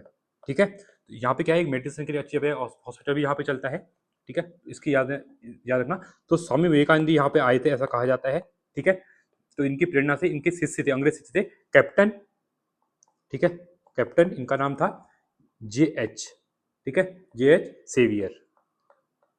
ठीक है, तो इनके द्वारा यहाँ पे क्या किया, इनके द्वारा इसकी स्थापना यहाँ पे की गई। ठीक है, चलिए आगे देखते हैं, उत्तराखंड के किस जिले में सर्वाधिक वन क्षेत्र है, प्रतिशत के अकॉर्डिंग कह रहा है। ठीक है, तो देखिए अब यहाँ पे क्या होगा ना, अगर क्वेश्चन ये पूछना चाहिए कि जो 18वीं वन रिपोर्ट जो आई थी 2023 के अकॉर्डिंग पूछेगा, ये पूछना चाहिए इसके बाद। ठीक है, तो सबसे ज्यादा अगर पूछा जाएगा तो देखिए पहले जो था वो नैनीताल का था, बट अभी क्या हो गया, चंपावत का हो गया है। तो इसका आंसर क्या करेंगे हम, ऑप्शन नंबर ए करेंगे, क्योंकि अभी सबसे ज्यादा किसका है, प्रतिशत वाइज की बात करेंगे तो सर्वाधिक जो है वो चंपावत का है। ठीक है, तो आप इसको याद रखना, इंपॉर्टेंट क्वेश्चन बनेगा आपके लिए। 50वां है, लखड़वाल बांध परियोजना किस नदी पर स्थित है, तो लखड़वाल परियोजना है आपका यमुना नदी पर है। कहां पर है, यमुना नदी पर है। ठीक है, तो देहरादून के पास में है और इसकी क्षमता कितनी है, 300 मेगावाट इसकी क्या है यहाँ पे क्षमता रहती है, तो इसको याद रखना। और ये क्या करता है, पीने के पानी और सिंचाई के लिए पानी उपलब्ध यहाँ पे कराता है। ठीक है, आगे देखते हैं, 51वां है, उत्तराखंड राज्य का कुल क्षेत्रफल कितना है, तो उत्तराखंड राज्य का कुल क्षेत्रफल है 53,483 वर्ग किलोमीटर है। कितना है, किलोमीटर है। ठीक है, तो इसमें क्या है, 86% जो है वो आपका क्या है, पर्वतीय है, और 13 समथिंग 14% मान लो के आसपास क्या है, ये मैदानी है। ठीक है, तो 4 में मैदानी है और ये क्या है आपका, ये आपका पर्वतीय है। ठीक है, इसको आप लोग यहाँ पे याद रखना, काफी इंपॉर्टेंट क्वेश्चन आपके लिए यहाँ पे बनने वाला है। क्लियर है, चलिए आगे देखते हैं। अगला क्वेश्चन है, कुमाऊं का प्रथम ब्रिटिश कमिश्नर कौन था, तो कुमाऊं का पहला ब्रिटिश कमिश्नर ये था ई गार्डनर था। कौन थे, ई गार्डनर थे। इनके बाद कौन बनते हैं, इनका टर्म। ठीक है, ये इंपॉर्टेंट क्वेश्चन है, बार बार पूछा जाता है। तो 1815 के आसपास, ठीक है, जब क्या होता है, जब गोरखाओं को पराजित करने के बाद ब्रिटिश इंडिया कंपनी थी जो वो सर्जी होती है और ई गार्डनर को एक बनाती है। बाद में ये 1 साल तक रहते हैं, इसके बाद इनको कहाँ भेजा जाता है, गोरखा के साथ वहाँ नेपाल भेजा जाता है। ठीक है, नेपाल में सब करते हैं। अगला है 53वां है, गोलजू देवता का या गोलू देवता का प्रसिद्ध मंदिर चितई किस जिले में है। देखिए अब गोलू देवता के 3 मंदिर है, पहले यहाँ पे तीनों मंदिरों को लिख लो एक बार। देखिए अगर मैं बात करूं गोलू देवता के 3 मंदिर, एक आपका आता है चंपावत में, ठीक है, दूसरा जो चितई वाला है ये आपका अल्मोड़ा में है। ठीक है, इसके बाद अगला आता है ये आपका घोड़ा खाल में आता है, नैनीताल में। ठीक है, याद रखना ये 3 मंदिर है। जो पहला मंदिर माना जाता है वो माना जाता है आपका चंपावत वाला। ठीक है, दूसरा जो है वो चितई में, अल्मोड़ा में। तो हमको चितई वाला पूछा गया तो अल्मोड़ा में है। ठीक है, तो न्यायिक देवता के रूप में इनको गुरुदेव को यहाँ पे कुमाऊं के अंतर्गत पूछा जाता है। तो ऑप्शन नंबर डी यहाँ पे बिल्कुल आपका राइट हो जाएगा। ठीक है, गॉड ऑफ जस्टिस या फिर परम न्याय के देवता इनको जाना जाता है। क्लियर है आप लोगों के लिए, चलिए अब यहाँ पे आपने देखा होगा, आप लोग भी बहुत बार लोग गए होंगे, यहाँ पे घंटियां चढ़ाई जाती है या फिर और अर्जियां। ठीक है, लेटर लिख के यहाँ पे रख दिया जाता है, मनोकामनाएं पूरी होती है ऐसा कहा जाता है। ठीक है, अगला है, डोला पालकी आंदोलन के प्रणेता कौन थे, तो डोला पालकी आंदोलन के प्रणेता थे ये थे आपके जियानंद भारती जी। कौन थे, जियानंद भारती जी थे। ठीक है, इंपॉर्टेंट है, 1930 के आसपास इनके द्वारा ये आंदोलन शुरू किया था, शिल्पकार आंदोलन। कौन सा था, शिल्पकार आंदोलन 1930 के आसपास। ठीक है, तो इसमें क्या था, जो दलित समुदाय के दूल्हे थे, ठीक है, तो इनको डोले वगैरह में या डोली होती है या फिर घोड़े में नहीं बैठा जाता था। ठीक है, तो इनको बैठाने के लिए, इनके अधिकार के लिए इन्हें यहाँ पे लड़ाई लड़ी, छुआछूत के विरोध, ये मानवाधिकार की प्राप्ति के लिए इंपॉर्टेंट ये माना जाता है। क्लियर है, अगला है 55वां, उत्तराखंड का पहला वन्यजीव संरक्षण केंद्र मोतीचूर किस वर्ष स्थापित किया गया था। ठीक है, ये किया गया था 1935 में किया गया था। ठीक है, ये इंपॉर्टेंट क्वेश्चन है काफी ज्यादा। तो मोतीचूर वन्यजीव विहार की स्थापना 1935 में यहाँ पे की जाती है, और विशेषकर ये किसके लिए है, हाथियों के लिए इंपॉर्टेंट है। किसके लिए है ये हाथियों के लिए काफी इंपॉर्टेंट माना जाता है। ठीक है, और यही है, इसी को ही 1983 में जो आपका राजाजी नेशनल पार्क है ना, उसका हिस्सा यहाँ पे बना दिया जाता है। ठीक है, काफी इंपॉर्टेंट क्वेश्चन आपके लिए देखने को मिल सकता है। चलिए आगे देखते हैं, 56वां है, राज्य में राजस्व पुलिस व्यवस्था या पटवारी सिस्टम कब शुरू की गई थी। इंपॉर्टेंट क्वेश्चन बन जाएगा। इसकी स्थापना होती है 1874। देखिए पटवारी सिस्टम जो रिवेन्यू राजस्व पुलिस की व्यवस्था, पटवारियों की नियुक्ति तो 1819 में की जाती है। ठीक है, पहले याद रखना, पर यहाँ पे जो पुलिस व्यवस्था की शुरुआत हुई है 1874 में की जाती है। ठीक है, तो आपको यहाँ पे याद रखना है, किसने की थी, हेनरी रैमजे ने की थी, हेनरी रैमजे। ठीक है, और ट्रेल के द्वारा क्या किया था, पहले पटवारियों की नियुक्ति की थी 1819 के आसपास। ठीक है, ये भी आपको याद रखना है। ठीक है, अब देखिए 56 क्वेश्चन हमारे हो गए हैं। अब देखिए जो 14 क्वेश्चन ना जीके क्वेश्चन बोला गया इनमें। ठीक है, तो वो 14 क्वेश्चन हम यहाँ पे करने वाले हैं। चलिए, पहला है यहाँ पे 57 मतलब, चिल्का झील भारत की सबसे बड़ी और विश्व की दूसरी सबसे बड़ी खारे पानी की तटीय लैगून झील है। यह झील भारत के किस पूर्वी तट राज्य में स्थित है, जिसे देश का पहला रामसर स्तर की घोषित किया गया था। देखिए अब हम मैप बनाते हैं ना, यहाँ पे उड़ीसा में ना, यहाँ पे आपको क्या मिलती है, देखने को मिलती है चिल्का झील, उड़ीसा में। ऑप्शन नंबर सी बिल्कुल आपका राइट रहेगा। तो क्या है, उड़ीसा में पूरी खुर्दा में फैली हुई है और काफी इंपॉर्टेंट है, लैगून झील है। देखो ये तटीय लैगून झील आपको देखने को यहाँ पे मिलती है। और 1981 में इसको आंध्र भूमि के अंतर्गत रामसर में पहली से इसको शामिल कर दिया गया था। ठीक है, काफी इंपॉर्टेंट क्वेश्चन यहाँ पे हो जाएगा। चलिए आगे देखते हैं। 58वां क्वेश्चन है, आधुनिक भारतीय इतिहास में वर्ष 1928 का प्रसिद्ध बारदोली सत्याग्रह जो किसानों पर बढ़ाए गए अनुचित करों के खिलाफ एक अत्यंत सफल आंदोलन था, किस राज्य में हुआ था और इसका नेतृत्व किसने किया था? अभी कौन पढ़ा, बारदोली उत्तराखंड में सल्ट को कहा जाता है, हमने देखा था अभी इसके बारे में। तो देखिए जो था ना, ये कहाँ पे था, ये आपका गुजरात में हुआ था, वल्लभ भाई पटेल, ऑप्शन नंबर डी का हो जाएगा। ठीक है, तो आपको याद रखना है 28 जो गुजरात में बारदोली सत्याग्रह यहाँ पे हुआ था, और कहाँ पे मिलता है बारदोली, ये आपका सूरत है, जो सूरत जिले में देखने को यहाँ पे मिलता है। ठीक है, तो यहाँ पे क्या किया था, जो किसानों की लगान की जो दर थी ना, उसको 22% अवैध रूप से क्या बढ़ा दिया गया था। ठीक है, तो इसके लिए आंदोलन चला जाता है, और ये इंपॉर्टेंट क्वेश्चन यहाँ से आपके लिए बन जाता है। ठीक है, चलिए आगे देखते हैं। और इसी में ही देखिए इंपॉर्टेंट क्वेश्चन कभी कभी ये बनता है ना, तो यहाँ पे जो वल्लभ भाई पटेल ने इसका नेतृत्व किया था, तो इसके नेतृत्व के कारण महिलाओं ने इनको सरदार की, हम कहते हैं ना सरदार वल्लभ भाई पटेल, तो सरदार की उपाधि इनको यहीं पे दी गई थी। कहाँ पे दी गई थी? बारदोली सत्याग्रह में ये दी गई थी। बहुत बार क्वेश्चन ये पूछता है, अगर देखो कोई क्वेश्चन पूछेगा ना सरदार की उपाधि किसने की, तो आपको गांधी जी नहीं करना है। अगर ऑप्शन में महिलाएं नहीं दी हुआ है तो आपको गांधी जी में टिक करना है, अगर महिलाएं यहाँ पे दी हुई है तो पहले महिलाओं में टिक करना है। ठीक है, आपको याद रखना कि सरदार की उपाधि किसने दी थी, ये वहां की महिलाओं ने इनको दी थी, सरदार वल्लभ भाई पटेल को यहाँ पे दी गई थी। ठीक है, क्लियर है आप लोगों के लिए? चलिए आगे देखते हैं। 59वां है, भारत के किस राज्य में देश की पहली न्याय घड़ी जस्टिस क्लॉक स्थापित की गई है, जो उच्च न्यायालय परिसर में लंबित और निपटाए गए मामलों को प्रदर्शित करने वाली एक बाहरी एलईडी स्क्रीन है? तो ये कहाँ पे है? गुजरात में, केरल में, कर्नाटका में या फिर दिल्ली में? तो ये है आपकी गुजरात में। तो गुजरात का जो हाईकोर्ट है, ठीक है, गुजरात का जो क्या है हाईकोर्ट है, तो वहां पे एक न्याय की घड़ी, तो भारत की अपनी तरह की पहली है, और ये जनवरी 2022 में इसको लगाया गया था। कब? जनवरी 2022 में इसको यहाँ पे सेटअप किया गया था। कहाँ पे? गुजरात हाईकोर्ट के अंतर्गत। ठीक है, तो आपको यहाँ पे याद रखना है। चलिए आगे देखते हैं। 60वां क्वेश्चन है, कलमकारी चित्रकला शैली जिसमें हाथ में सूती कपड़ों पर प्राकृतिक रंगों जैसे वनस्पति और पेड़ों की छाल से पौराणिक दृश्य को चित्रित किया जाता है, मुख्य रूप से कि दक्षिण भारतीय राज्य की पारंपरिक लोक कला है। ठीक है, तो कलमकारी की बात कर रहे हैं, तो ये है आंध्र प्रदेश की है। कहाँ की है ये? आंध्र प्रदेश की है। आगे चलते हैं, अगले क्वेश्चन की तरफ बढ़ेंगे। अगला क्वेश्चन है हमारा यहाँ पे 61वां है, भारत का कौन सा राज्य देश में मैग्नीज के उत्पाद में ऐतिहासिक रूप से अग्रणी स्थान रखता है, जहां प्रसिद्ध बालाघाट खदानें स्थित है? तो देखिए बालाघाट जो खदानें हैं वो कहां पर देखने को मिलती हैं? ये मिलती है मध्य प्रदेश में देखने को मिलती है। तो मध्य प्रदेश क्या है? भारत में मैग्नीज का सबसे बड़ा उत्पादक राज्य क्या है? सबसे पहला, ठीक है, फर्स्ट नंबर पे है मैग्नीज उत्पादन में भारत का राज्य है। ठीक है, तो यहाँ पे क्या है? बालाघाट की खदानें हैं। ठीक है, जो आपकी छिंदवाड़ा डिस्ट्रिक्ट में पड़ती है, छिंदवाड़ा डिस्ट्रिक्ट जो है आपका, तो वहां पे आपको देखने को मिलती है, और ये मैग्नीज की काफी ज्यादा भंडार के रूप में विश्व प्रसिद्ध ये मानी जाती है। ठीक है, चलिए आगे देखते हैं, अगले बढ़ते हैं। लखपति दीदी योजना के तहत स्वयं सहायता समूह, जिसको हम सेल्फ हेल्प ग्रुप्स कहते हैं, से जुड़ी महिलाओं को कौशल प्रशिक्षण और वित्तीय साक्षरता प्रदान की जाती है, ताकि उनकी वार्षिक आय 1 लाख रुपए या उससे अधिक हो सके। इस योजना की घोषणा और राष्ट्रव्यापी क्रियान्वयन किस वर्ष शुरू किया गया था? तो लखपति दीदी योजना की शुरुआत किस वर्ष की गई थी? ये की थी 2023 में की गई थी। ठीक है, तो इंपॉर्टेंट क्वेश्चन है। तो इसकी स्थापना लगभग की गई थी 15 अगस्त में, 15 अगस्त 2023 को इसकी स्थापना यहाँ पे की गई थी। तो इसमें क्या है, तो देश की जो 2 करोड़ से ज्यादा जो महिलाएं हैं, ठीक है, उनको यहाँ पे क्या करना है? लखपति बनाना है। देखिए 1 लाख तो ये नाम है लखपति करना, बट ये मैंने कहा कि 1 लाख इनका आय बढ़ानी है, बट ये है कि जो लगभग जो सेल्फ हेल्प ग्रुप है कि है ना, तो उनके 2 करोड़ ग्रामीण महिलाओं को सॉरी 2 करोड़ महिलाओं को इनको क्या करना है यहाँ पे? इससे क्या करना है? सशक्त बनाना है। क्लियर है? आगे देखते हैं। अगला है 63वां, भारतीय नौसेना के लड़ाकू विमानों और पनडुब्बियों के प्रशिक्षण व रणनीतिक संचालन के लिए प्रसिद्ध आईएएस कदम। देखिए इंडियन नेवल शिप, आईएनएस की फुल फॉर्म होती है इंडियन नेवल शिप कदम्ब, नौसैनिक बेस कर्नाटक के किस तटीय शहर में स्थित है? देखिए कर्नाटक के अंतर्गत आपका एक तटीय के है नौसैनिक बेस देखने को आपको मिलता है। ठीक है, नेवी का एक बेस देखने को मिलता है, ये है आपका ठीक है, तो तटीय शहर है, यह है कारवार। कौन सा है? कारवार, आपने नाम सुना होगा। तो कर्नाटक में ये स्थित है, जहां पे जो प्रोजेक्ट सीबर्ड है ना, प्रोजेक्ट आपका चल रहा था एक सीबर्ड।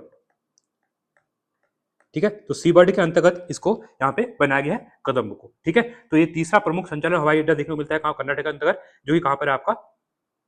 कर्नाटक में देखने को मिलता है। इंपॉर्टेंट आपके लिए हो जाएगा। ठीक है, और आगे देखते हैं। अगला क्वेश्चन है धुआंधार जलप्रपात। ठीक है, धुआंधार फॉल्स जो है भारत के किस राज्य में स्थित है, जहां नर्मदा नदी संगमरमर की ऊंची चट्टानों, मार्बल्स रॉक्स के बीच अत्यंत तीव्र वेग से नीचे गिरती है। काफी इंपॉर्टेंट है। देखिए जो आपका धुआंधार फॉल्ट है ना, ये देखने को मिलता है मध्य प्रदेश में। तो यहाँ से क्या होता है, नर्मदा नदी का क्या उद्गम होता है, और देखिए ये है जिस टाइप से यहाँ पे मध्य प्रदेश जैसे यहाँ से उद्गम होता है, ये वेस्टर्न फ्लोइंग रिवर है। क्या है आपकी, ये एक वेस्टर्न फ्लोइंग रिवर है जो कि अरबियन सी में जाके मिलती है, ठीक है, अरब सागर में जाके क्या मिलती है, यहाँ पे मिल जाती है। ठीक है, आपको याद रखना है ये वेस्टर्न फ्लोइंग रिवर है, क्योंकि यहाँ पे भस्म घाटी बनाती है, तो इसका उद्गम यहाँ उद्गम जो होता है धुआंधार फॉल से होता है। ये वेस्टर्न फ्लोइंग रिवर है, और नर्मदा रिवर पे ही, नर्मदा नदी पे ही आपका सरदार सरोवर डैम बना हुआ है, जो कि गुजरात में देखने को आपको मिलता है। ये काफी इंपोर्टेंट क्वेश्चन यहाँ पे हो जाता है आपका, ठीक है। और यहीं पे ही नर्मदा नदी जो है ना, ये सफेद संगमरमर की चट्टानों के बीच में बहती है, और मार्बल रॉक्स इनको भी कहा जाता है, ठीक है, इंपोर्टेंट है। आगे देखते हैं 65वां क्वेश्चन है यहाँ पे, प्राचीन भारतीय इतिहास में प्रसिद्ध विक्रमशिला विश्वविद्यालय की स्थापना 8वीं शताब्दी के उत्तरार्ध में पाल वंश के किस प्रतापी शासक द्वारा की गई थी, जिसके अवशेष वर्तमान बिहार के भागलपुर जिले में देखने को मिले। देखिए बिहार के अंतर्गत जो भागलपुर जिला है ना, वहां पे आपको एक विक्रमशिला यूनिवर्सिटी देखने को मिलती है, ठीक है, जो कि 8वीं शताब्दी में बनी गई थी। और ये किसके द्वारा यहाँ पे बनाई गई थी, क्वेश्चन ये पूछा गया, ये बनाई गई थी धर्मपाल के द्वारा, ठीक है। तो लगभग 720 ईस्वी के आसपास ये बनाई गई थी, जो कि एक बौद्ध संरक्षण के लिए इंपॉर्टेंट थी। किसके लिए थी, बौद्ध संरक्षण के लिए थी, ठीक है, ये काफी इंपॉर्टेंट यहाँ पे हो जाएगा। तो बौद्ध धर्म के संरक्षण के लिए विश्व प्रसिद्ध काफी ज्यादा इंपॉर्टेंट देखने को मिलती है। और कहा था कि 12वीं शताब्दी में, ठीक है, इसको बख्तियार खिलजी के द्वारा क्या कहते हैं, इसको जला दिया गया था। किसने, बख्तियार खिलजी के द्वारा इसको क्या किया, यहाँ पे इसको जला दिया गया था, ठीक है। तो याद रखना, काफी यहाँ पे लाइब्रेरी भी वगैरह भी थी, ये आपको यहाँ पे याद रखना है, ठीक है।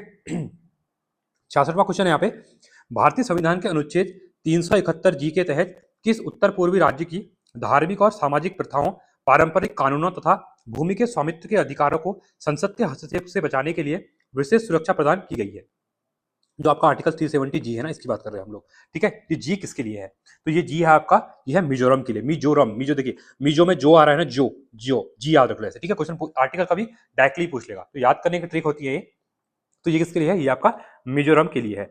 तो देखिए आर्टिकल जो 371 जी है ना, ये विशेष रूप से मिजोरम राज्य के लिए प्रावधान किए गए इसमें, जिसकी सांस्कृतिक पहचान को क्या करना है, इनका सुरक्षा। किसके लिए, मिजोरम, जो मिजो यहाँ पे ट्राइब्स है, उसकी जो सांस्कृतिक चीजें हैं उनकी पहचान को यहाँ पे बना के रखना है, ठीक है। तो ये इंपॉर्टेंट यहाँ पे हो जाएगा।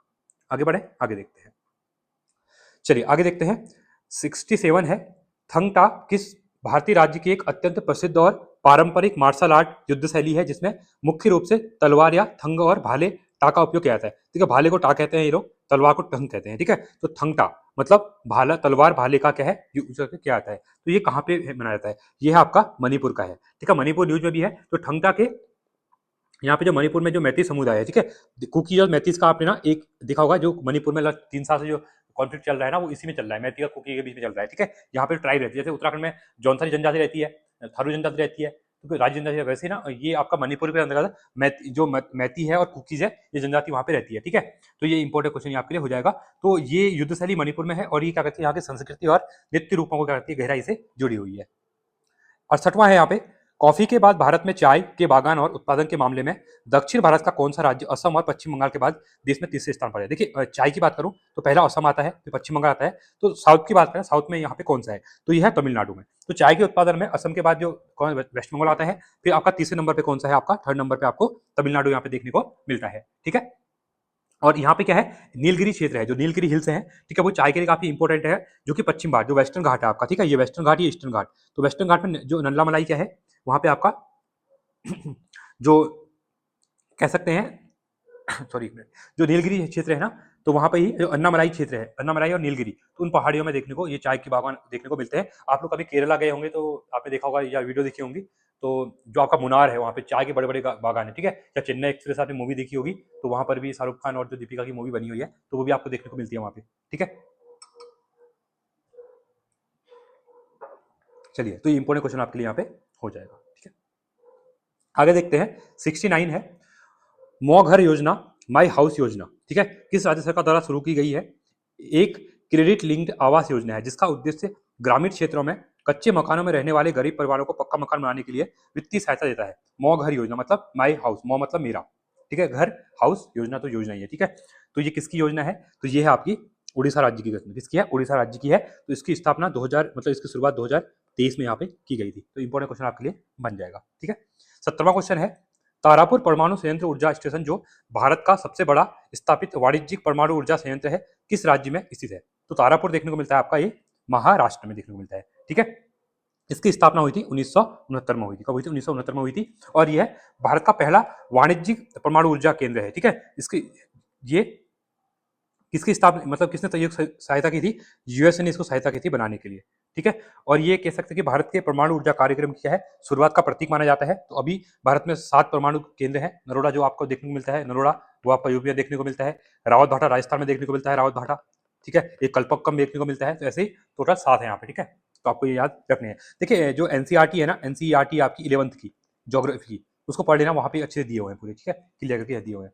तो ये 70 क्वेश्चन हमारे हो गए हैं जीएस के और उत्तराखंड के। अब इसके आगे जो हमारे आगे क्वेश्चन रहेंगे वो हम यहाँ पे देख सकते हैं। ठीक है, अब आएंगे हमारे 14 क्वेश्चन आएंगे, हिंदी के आएंगे। भाग 2 में अब हमारी यहाँ पे क्या आएगी? हिंदी आएगी। क्या आएगी? यहाँ पे हमारी हिंदी देखने को मिलेगी। ठीक है, चलिए 71वां है, उत्तराखंड में रवाई और जौनपुर क्षेत्रों की बोलियों पर किस निकटवर्ती राज्य की बोलियों का स्पष्ट पता जाए? अब सिंपल है, देखिए, अगर उत्तराखंड में मैप बनाओ ना, मैं हमेशा कहता हूँ मैप बनाओ, सॉरी अभी गलत नहीं है, आप जैसे आप मैप बनाते हो। ठीक है, देखिए, अब जब मैप बनाते हो तो आपको ये उत्तराखंड का मैप बना। ठीक है, तो यहाँ पे हम बात कर रहे हैं जौनपुर रवाई क्षेत्र की, तो यहाँ पे हिमाचल है, तो ऑब्वियस सी बात है हिमाचल की बात देखने को मिलेगी ना। तो ऑप्शन नंबर बी। कुछ क्वेश्चन पढ़ने नहीं होते हैं, मैप से क्लियर हो जाते हैं। ठीक है, तो आपको याद रखना है।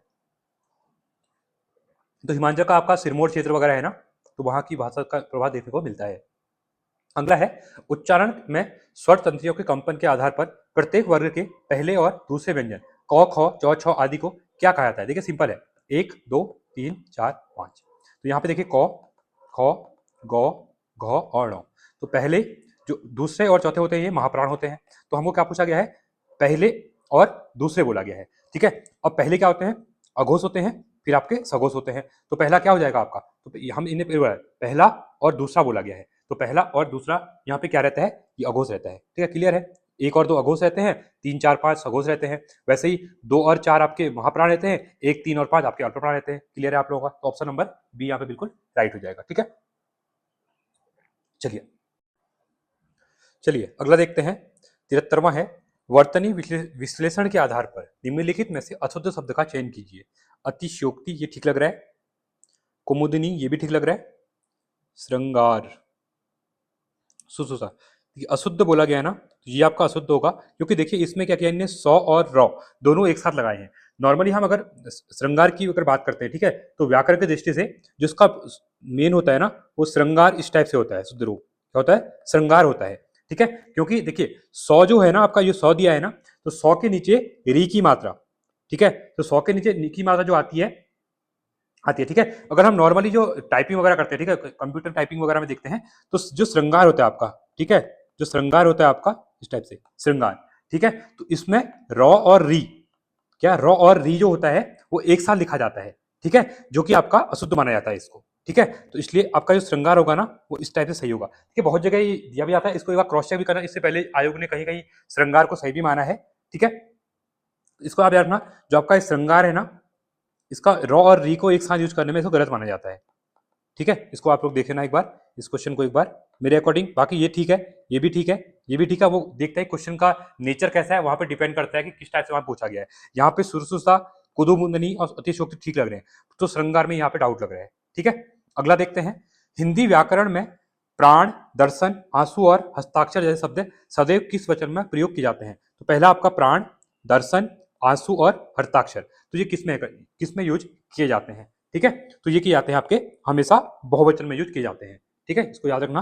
अगला है विदेशी जो आगत शब्द होते हैं, जो शब्दों की श्रेणी में कैंची और तोप किस भाषा के शब्द हैं? देखिए, जो आपका कैंची है ना और जो तोप है, ये नेगेटिव शब्द है। कैंची से क्या होगा? किसी को काटना। तोप वगैरह क्या होते हैं? नेगेटिव लड़ाई, मतलब तोप वगैरह। तो ऐसे याद रखना हमेशा, जितने भी ये इस टाइप से शब्द होंगे ना, जो नेगेटिव सेंस वाले जो होते हैं, वो तुर्की शब्द होते हैं। क्या होते हैं? तुर्की वाले शब्द होते हैं। ठीक है, तो आपको ये याद रखना है। चलिए आगे देखते हैं। 76वां है, वनौषधि शब्द का सही संधि विच्छेद, संधि का क्या प्रकार है? संधि का प्रकार ही बताना है आपको, और संधि विच्छेद भी आपका सही इसको बताना है। तो देखिए, पहली बात तो देखिए, वन हमेशा याद रखना, मैंने कहा कुछ नहीं आता है ना आपको, सिंपली एक चीज समझ जाओगे आप। अगर आपको देखिए ये 2 लग के है ना ऊपर, तो इसमें वृद्धि हो रही है कहीं ना कहीं, तो जहां वृद्धि संधि है उसको ढूंढ लो। यहाँ गुण है, यहाँ यण है, यहाँ दीर्घ है, यहाँ वृद्धि है, तो ऑप्शन नंबर ए रहेगा। आपको संधि विच्छेद आता है नहीं आता है, डजंट मैटर, ठीक है, आपको बस ये याद रखना है, वृद्धि हो रही है तो वृद्धि यहाँ पे क्या हो जाएगा, वृद्धि संधि हो जाएगा, तो 1 प्लस औषधि बराबर क्या हो जाएगा आपका, वृद्धि संधि हो जाएगा। तो आपको इसको याद रखना है, वनौषधि आपका यहाँ पे बिल्कुल राइट आंसर हो जाएगा। ठीक है, क्लियर है आप लोगों के लिए। चलिए आगे देखते हैं 77वां क्वेश्चन क्या कह रहा है यहाँ पे। ठीक है, राम ने कहा कि वह कल दिल्ली जाएगा, यह रचना के आधार पर किस प्रकार का वाक्य है। देखिए, राम ने कहा कि आ गया ना, कि वह कल दिल्ली जाएगा, अगर यहाँ पे की आ गया है, सरल सरल वाक्य तो ये होगा नहीं। अब क्यों नहीं होगा, क्योंकि की शब्द लग गया है, तो ये हो जाएगा मिश्र वाक्य हो जाएगा। क्या हो जाएगा, मिश्र वाक्य। ऑप्शन नंबर बी बिल्कुल आपका राइट हो जाएगा यहाँ पे। ठीक है, आगे देखते हैं 78वां है, ईद का चांद होना, मुहावरे का सही अर्थ क्या है। तो ईद का चांद होना, इसका मतलब होता है बहुत दिनों बाद दिखाई देना। क्या होता है, बहुत दिनों बाद कोई दिखाई देता है। आप लोग कहते होंगे दोस्तों से कि बहुत दिनों बाद दिख रहा है, ईद का चांद हो गया क्या। ठीक है, ऑप्शन नंबर बी हो गया। ठीक है, आगे देखते हैं, अर्ध सरकारी पत्र में प्रेषक भेजने वाला अधिकारी, जो प्रेषक कौन होता है, भेजने वाला अधिकारी के हस्ताक्षर सम्मानित है पत्र के कहाँ पे किया जाता है। जैसे आपका ये पत्र है ना, अब कोई प्रेषक क्या हो रहा है, किसी को भेज रहा है, तो प्रेषक अपने साइन कहाँ पे करेगा, तो ये करेगा जो नीचे साइड ना दाईं ओर करेगा, यहां पे करेगा। ठीक है, क्लियर है आप लोगों के लिए, दाईं ओर यहां पे करेगा। चलिए आगे देखते हैं, ये हो जाएगा ऑप्शन नंबर सी हो जाएगा। 80वां है, पत्रकारिता में फीचर लेखन का मुख्य उद्देश्य क्या होता है। देखिए, पत्रकारिता में एक फीचर आता है, ठीक है, तो फीचर लेखन का शब्द क्या संबंध क्या होता है, तो पाठकों को सूचना देने के साथ साथ उसका मनोरंजन करना। तो फीचर क्या होता है, एक मनोरंजन टाइप में लिखा जाता है। ठीक है, तो ऑप्शन नंबर बी बिल्कुल आपका यहाँ पे राइट हो जाएगा। 81वां है, मेरी तिब्बत यात्रा और अथातो घुमक्कड़ जिज्ञासा जैसे प्रसिद्ध यात्रा वृत्तांतों के लेखक कौन है। तो एक तो है मेरी तिब्बत यात्रा, फिर है अथातो घुमक्कड़ जिज्ञासा, के प्रसिद्ध यात्रा वृत्तांत किसने लिखे हैं। ठीक है, तो ये लिखा हुआ है आपका, ये कह सकते हैं राहुल साकत्यायन ने लिखा हुआ है। ठीक है, चलिए 82वां क्वेश्चन है यहाँ पे, गोस्वामी तुलसीदास रचित विनय पत्रिका की रचना किस भाषा में है। देखिए, विनय पत्रिका किसने लिखी है, गोस्वामी तुलसीदास ने लिखी है। इसकी भाषा क्या है, इसे लिखा किस भाषा में, ये लिखा है ब्रज भाषा में। ऑप्शन नंबर बी बिल्कुल आपका यहाँ पे राइट हो जाएगा। 83वां है, राजा ने गरीबों को वस्त्र दिए, इस वाक्य में गरीब को में कौन सा कारक है। तो गरीब को, तो इसमें हमको देखना है कि कारक कौन सा है। ठीक है, जो आप 8 प्रकार के कारक पढ़ते हैं ना, तो इसमें आपका कौन सा है, तो ये होता है संप्रदान कारक। देखिए, कर्ता ने कर्म को आप पढ़ते हैं ना, उसमें आपका गरीब को की बात चल रहा है, तो यहाँ पे संप्रदान कारक हो जाएगा। ऑप्शन नंबर बी बिल्कुल आपका राइट होने वाला है। क्लियर है, आगे बढ़ते हैं अगले क्वेश्चन की तरफ। 84वां क्वेश्चन है यहाँ पे, शब्द भंडार के अंतर्गत जल का पर्यायवाची शब्द निम्नलिखित में से कौन सा है, नहीं है कह रहे हैं, नीर, वारी, तो या फिर पावक। तो देखिए, इसमें जो पावक है ना, वो क्या होता है, जल का पर्यायवाची नहीं होता है। ऑप्शन नंबर डी नहीं पूछा गया। ठीक है, मेन चीज कभी भी आप पेपर देते हैं, इसको हाईलाइट कर लो सबसे पहले, पेन से इसको हाईलाइट कर लो, उसके बाद चीजें आपकी क्लियर हो जाएंगी। ठीक है, निम्नलिखित प्रश्नों में दिए गए विकल्पों में से विषम शब्द युग्म को चुनिए। देखिए, अंपायर, पिच, बाउंड्री, ग्राउंड। अब देखिए, अब यहाँ पे देखिए ऑलरेडी इसमें बोला गया था ना, आपका जो पेपर में लिखा हुआ है, देखिए ग्राउंड है, बाउंड्री है। बाउंड्री किसमें होती है, क्रिकेट में होती है, पिच भी क्रिकेट में होती है, अंपायर भी होते हैं। बट ग्राउंड तो ना फुटबॉल का भी होता है, क्रिकेट का भी होता है, हॉकी का भी होता है। तो देखिए, ऐसे क्वेश्चन कर विषम चुनना था। 14 क्वेश्चन हमारे हिंदी खत्म हो गए हैं, यहाँ से आपकी रीजनिंग स्टार्ट हो गई। यहाँ बताना भी जरूरी होता है आप लोगों को, आप समझ नहीं पाएंगे, आप कहेंगे हिंदी में कहाँ से क्वेश्चन आ गया, तो यहाँ से आपके 10-8 क्वेश्चन रीजनिंग के आएंगे। तो ग्राउंड क्या होता है ना, ग्राउंड अलग अलग हो सकता है, ये आपका फुटबॉल का भी हो सकता है, क्रिकेट का भी हो सकता है, वॉलीबॉल का भी हो सकता है, ठीक है, हॉकी का भी हो सकता है, अलग अलग हो सकते हैं। बट अंपायर क्रिकेट में ही होता है, पिच भी होती है और बाउंड्री भी होती है। क्लियर है, क्लियर आ रहा है समझ में आप लोगों के लिए। बट अब देखिए, अब यहाँ पे दो चीजें हैं, अंपायर भी है, अंपायर तो और भी रेफरी वगैरह होते हैं, अंपायर होते हैं। अब तो दो टाइप से ले सकता हूं मैं, ठीक है, क्योंकि क्या होता है, या तो इसका आंसर आप डी करेंगे या आप इसका आंसर ए करेंगे। ठीक है, तो विषम शब्द कह रहा है, तो इसमें कुछ भी हो सकता है, क्योंकि कुछ क्लियर यहाँ पे नहीं दिया हुआ है। ठीक है, क्योंकि अब ये क्वेश्चन ऐसा है कि इसमें अब रीजनिंग के लिए देखिए, अंपायर के अतिरिक्त अंपायर तो है, सभी जो खेल मैदान में विभिन्न भाग होते हैं, जैसे अंपायर मैदान के बीच खड़ा होकर परिणाम घोषित करता है। ठीक है, तो हम कह सकते हैं कि ये विषम है। बाकी पिच, बाउंड्री, ग्राउंड, ये अब इसे दो टाइप से बन सकते हैं। एक तो ये हो सकता है पिच क्या होता है, बाउंड्री और ग्राउंड, ये सभी क्या होते हैं, बीच ग्राउंड में होते हैं। जैसे ये ग्राउंड होगा, यहाँ पे बाउंड्री होगी, यहाँ पे पिच होगी और ये ग्राउंड हो गया है। अंपायर इसमें खड़ा रहता है, इसमें अलग कह सकते हो, या फिर अलग भी सकते हो कि देखिए अंपायर है, पिच है, बाउंड्री है, वह ग्राउंड क्या है, ग्राउंड अलग अलग हो सकता है। इसका आंसर या ए कर सकते हैं या आप डी कर सकते हैं। ज्यादा ऑथेंटिक मुझे ए लग रहा है, तो ए आप लोग की यहाँ पे कर सकते हैं। ठीक है, चलिए 86वां क्वेश्चन है यहाँ पे, आप एक देश के वित्त मंत्री हैं, देश की अर्थव्यवस्था में मंदी छाई हुई है। अब देखिए, वित्त मंत्री या फाइनेंस मिनिस्टर हैं आप, और अर्थव्यवस्था में क्या मंदी छाई हुई है, तो आप कौन सा बेहतर कदम उठाएंगे यहाँ पे? पहली बात, अंतर्राष्ट्रीय एजेंसियों में धन लेने का प्रयत्न करेंगे, पहला तो आपका ये है। ठीक है, कह सकते हैं, बट अभी और देश पढ़ेंगे आप। ठीक है, देश की अर्थव्यवस्था में वृद्धि करने के लिए अच्छी वित्तीय नीतियां, हाँ ये आंसर बिल्कुल राइट हो सकता है, क्योंकि ऑथेंटिक ये मतलब आपका पास पास मिल रहा है। तो आप क्या करेंगे, देश की अर्थव्यवस्था में वृद्धि करने के लिए अच्छी वित्तीय नीतियां लागू करेंगे, जिससे क्या होगा, हमारा यहाँ पे लोन वगैरह कम होगा या हमारी अर्थव्यवस्था ठीक होगी। ठीक है, ऑप्शन नंबर बी। आगे देखते हैं, 87वां है, नीचे दिए गए प्रश्नों में दो तर्क दिए गए हैं, तर्क 1 और तर्क 2 दिए हुए हैं। देखो अब क्या कह रहा है, कथन क्या कह रहा है, पहले क्या वोट देने की न्यूनतम आयु 18 वर्ष से घटाकर 16 वर्ष कर देनी चाहिए। अब देखिए जो कथन दिया हुआ है ना, तर्क भी आप उसके अकॉर्डिंग ही करना, हमेशा इस क्वेश्चन में ध्यान देना। तो सॉरी, ठीक है, तो देखिए क्या कर देना चाहिए। अब तर्क क्या कह रहा है, हाँ आज के युवाओं में राजनीतिक जागरूकता अधिक है, क्या आप जागरूकता के कारण 16 साल कर देंगे इसको? ठीक है, तो देखिए पहला तो मैं इसको तर्क को नहीं मानूंगा ज्यादा ऑथेंटिक। ठीक है, चलो आगे बढ़ते हैं। नहीं, 16 वर्ष की आयु में समझदारी भले फैसले लेना मुश्किल होता है। सही बात है, ज्यादातर जो आप लोग 18 साल के बाद होते हैं ना, उसके बाद ही अपने निर्णय ले सकते हैं, आप समझ कि पार्टी कौन सी अच्छी है, कौन सी बुरी है, कौन काम कर रहा है। 16 साल में क्या होता है, फिर भी क्या होता है, किशोर अवस्था होती है, मतलब कह सकते हैं छोटे होते हैं, तो उसमें इतनी समझ नहीं होती है, राजनीति की समझ नहीं होती है, वोट के लिए, तो इसमें किसी को भी आपको कोई भी पार्टी आपको ललचा सकती है। ठीक है, तो आपको ये रखना, ये पहला में सही नहीं लग रहा है, मुझे दो सही लग रहा है मुझे, तो इससे कह सकता हूँ केवल तर्क 2 प्रबल है, तर्क 2 केवल प्रबल है, क्योंकि हाँ आज के युवा में राजनीतिक जागरूकता अधिक है, ऐसा कुछ नहीं है, क्योंकि जागरूकता कब होती है, जब आप थोड़े मेच्योर हो जाते हैं। ठीक है, क्लियर है आप लोगों के लिए। आगे है 88वां, सी बी की सांस है। देखिए अब सी जो है ना, बी की सांस है, तो यहाँ पे बी होगी, तो इसकी सांस है। ठीक है, ये कोई फीमेल होगी। ए सी का बड़ा बेटा है, इसको अभी छोड़ दो, और डी का पिता, इसको अलग रख दो। यदि बी ए की पत्नी है, यदि बी जो है ना ए की पत्नी है, तो ए, तो इसकी माँ हो जाएगी, सी माँ होगी, तभी तो बी की बहू हो, तभी तो बी बहू है सी की। ठीक है, तो बी का डी सी का संबंध है। अब हम इस लाइन को करेंगे, कौन सी लाइन करेंगे, ए सी का बड़ा बेटा है। अब ए जो है ना सी का बड़ा बेटा है, ठीक है, इसका बेटा हमने देख लिया है, और डी का ए सी का बड़ा बेटा है और डी का पिता है। डी का पिता कौन है, ए क्या है, डी का पिता है। ठीक है, तो डी का पिता हो जाएगा, डी आपका यहाँ पे नीचे आ जाएगा। क्लियर है। अब कहे क्या रहा है, तो बी का डी से क्या संबंध है, तो बी क्या हो जाएगा, इसका बेटा हो जाएगा, इसकी माँ और बेटा हो जाएगा। ठीक है, तो मतलब ऑप्शन नंबर ए बिल्कुल आपका यहाँ पे देखिए, तो आपका क्या रहेगा, क्वेश्चन क्या था, सी बी की सास है, तो सी जो है ना बी की सास है। ठीक है, ए सी का बड़ा बेटा है। ठीक है, अब ए का हमें पता नहीं है। यदि बी ए की पत्नी नहीं है, अच्छा बी पत्नी नहीं है कहा था मैंने, क्वेश्चन ध्यान से नहीं पढ़ा, यहाँ पे ध्यान से देखना। ठीक है, इसलिए यहाँ पे सही नहीं बन रहा था आंसर। ठीक है, इसको एक बार इरेज करते हैं। देखिए ये बहुत जरूरी था पढ़ना, क्योंकि मैंने भी गलती कर दी है, मैंने भी ढंग से पढ़ा नहीं यहाँ पे। ठीक है, चलिए देख लेते हैं, एक बार दोबारा कर लेते हैं इसको, कोई नहीं। देखिए कह कर रहा है, सी बी की सास है, तो जो सी है ना, ये क्या है, बी की सास है। ठीक है, फीमेल हो जाएगी ये, तो बी भी यहाँ पे सास है, तो ये भी फीमेल होगी। अब देखिए इस लाइन को अभी छोड़ दो, आगे बढ़ते हैं। यदि बी ए की पत्नी नहीं है, बी जो है ना ए की पत्नी नहीं है, तो मतलब ए कौन होगा, ये बेटा इसका ही होगा, बट कह सकते अलग है, ए को यहां लिख रहा हूं मैं। ठीक है, अब ये पति पत्नी नहीं है, ध्यान देना, ये पति पत्नी नहीं है। ठीक है, तो ए सी का बड़ा बेटा है। ठीक है, अब ए जो है ना सी का बड़ा बेटा है, बट जरूरी नहीं है इसकी वाइफ है, इसके दो भाई भी हो सकते हैं। ठीक है, उसकी बी उसकी पत्नी और दूसरी भाई की पत्नी हो सकती है, ये बड़ा बेटा है। तो बी का डी से क्या संबंध है, तो और डी का पिता है, तो ए डी का पिता है, ए जो है ना डी का पिता है, डी यहां पे हो जाएगा। इस महिला से संबंध नहीं है, ये दूसरे की पत्नी हो सकती है, तो ये डी हो जाएगा।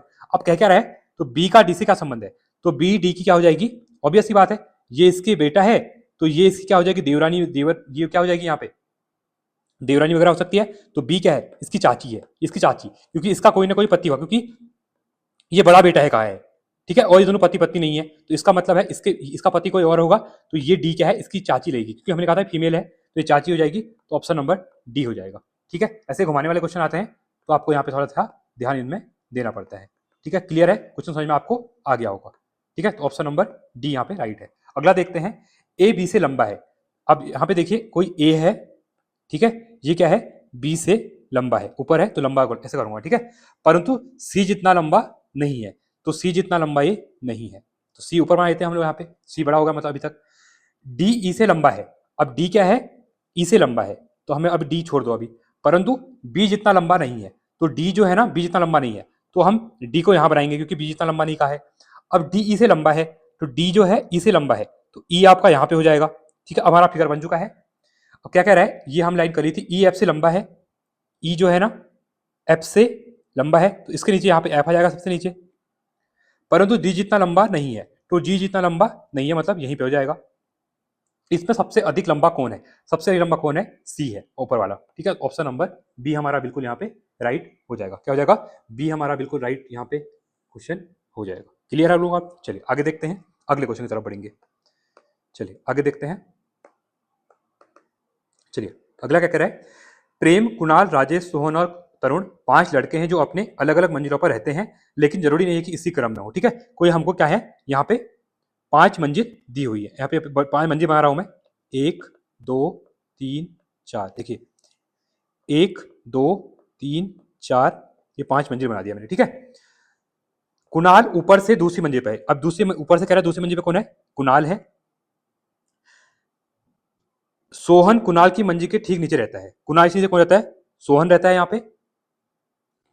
तरुण सोहन और राजेश की मंजिल के बीच रहता है। अब तरुण जो है ना सोहन और राजेश के बीच में रहता है।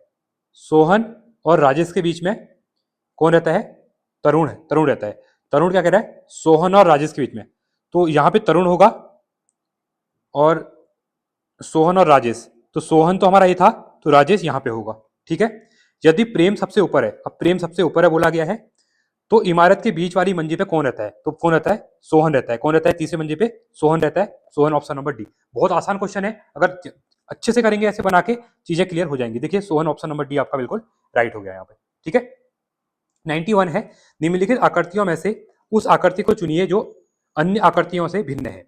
देखिए पहली बात, यहाँ पे डॉट एक बीच में है, यहाँ पर भी बीच में है, यहाँ पर भी बीच में है, यहाँ पे बीच में नहीं है, इसका मतलब है ऑप्शन नंबर डी हमारा क्या है, अलग है। ठीक है, क्लियर हुआ, समझ में आया आप लोगों के लिए? क्योंकि देखिए यहाँ पर भी बिंदी बीच में आ रही थी, यहाँ पर भी आ रही थी, यहाँ पर भी, पर यहाँ पे नहीं थी, तो ये हो जाएगा राइट। ठीक है, क्योंकि हमसे क्या बोला था, भिन्न पूछा गया था। ठीक है, चलिए अगला है, निम्नलिखित प्रश्नों में से कौन सी उत्तर आकृति प्रश्न आकृति को पूरा करेगी। देखिए ये है, ये है, यहाँ बीच में है, तो ये गलत, ये गलत, ये गलत, ऑप्शन नंबर बी हो जाएगा। तो बहुत आसान था आपके लिए। ठीक है, क्लियर है? चलिए आगे देखते हैं, अगले क्वेश्चन की तरफ चलते हैं। 93 है, हमारे कंप्यूटर क्वेश्चन स्टार्ट हो गए हैं। कंप्यूटर नेटवर्किंग में हब और स्विच के बीच मुख्य अंतर क्या है? तो हब और स्विच के बीच में जो मुख्य अंतर होता है वो आपका यहाँ पे क्या होता है? तो ये क्या करता है, हब डेटा को नेटवर्क से सभी पोर्ट्स पर ब्रॉडकास्ट करता है, जबकि स्विच डेटा को केवल उसी विशिष्ट डिवाइस पोर्ट पर भेजता है जिसके लिए वह बना हुआ है। तो ऑप्शन नंबर ए बिल्कुल राइट हो जाएगा। 94वां क्वेश्चन है, कंप्यूटर हार्डवेयर के संबंध में उस मुख्य प्रिंटेड सर्किट बोर्ड पीसीबी को क्या कहा जाता है जिस पर सीपीयू, रैम और अन्य सभी महत्वपूर्ण घटक जुड़े होते हैं? तो इसको क्या कहते हैं, इसको कहते हैं आपका मदरबोर्ड कहा जाता है। क्या कहते हैं, मदरबोर्ड कहा जाता है। क्लियर है? 95 है, इंटरनेट पर नियमित रूप से अपडेट की जाने वाली उस वेबसाइट या वेब पेज को क्या कहा जाता है जो सामान्यतः एक अनौपचारिक डायरी शैली या व्यक्तिगत लेखों, जिसको हम पोस्ट कहते हैं, के रूप में प्रबंधित की जाती है? तो उसको क्या कहते हैं, इसको कहा जाता है आपका ब्लॉग कहा जाता है। क्या कहते हैं, ब्लॉग कहा जाता है।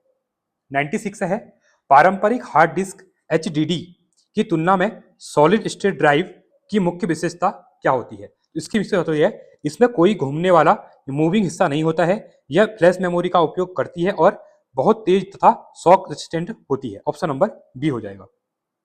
अगला है 97, माइक्रोसॉफ्ट एक्सेल में चयनित सेल को संपादित एडिट करने के लिए, संपादित, अगर आपको संपादित का नहीं पता है इंग्लिश तो मेन संपादित हिंदी बहुत ये होती है, आसान हिंदी थी, तो एडिट सबको पता होता है। ठीक है, करने के लिए कीबोर्ड शॉर्टकट का उपयोग किया जाए। देखिए 12 फंक्शन की होती है। ठीक है, तो इनमें से कौन सी यूज की जाती, कह रहा है किसी भी चीज को एडिट करने के लिए। ठीक है, तो किसका यूज करते हैं, आप करते हैं F2 का करते हैं, F2 का करते हैं।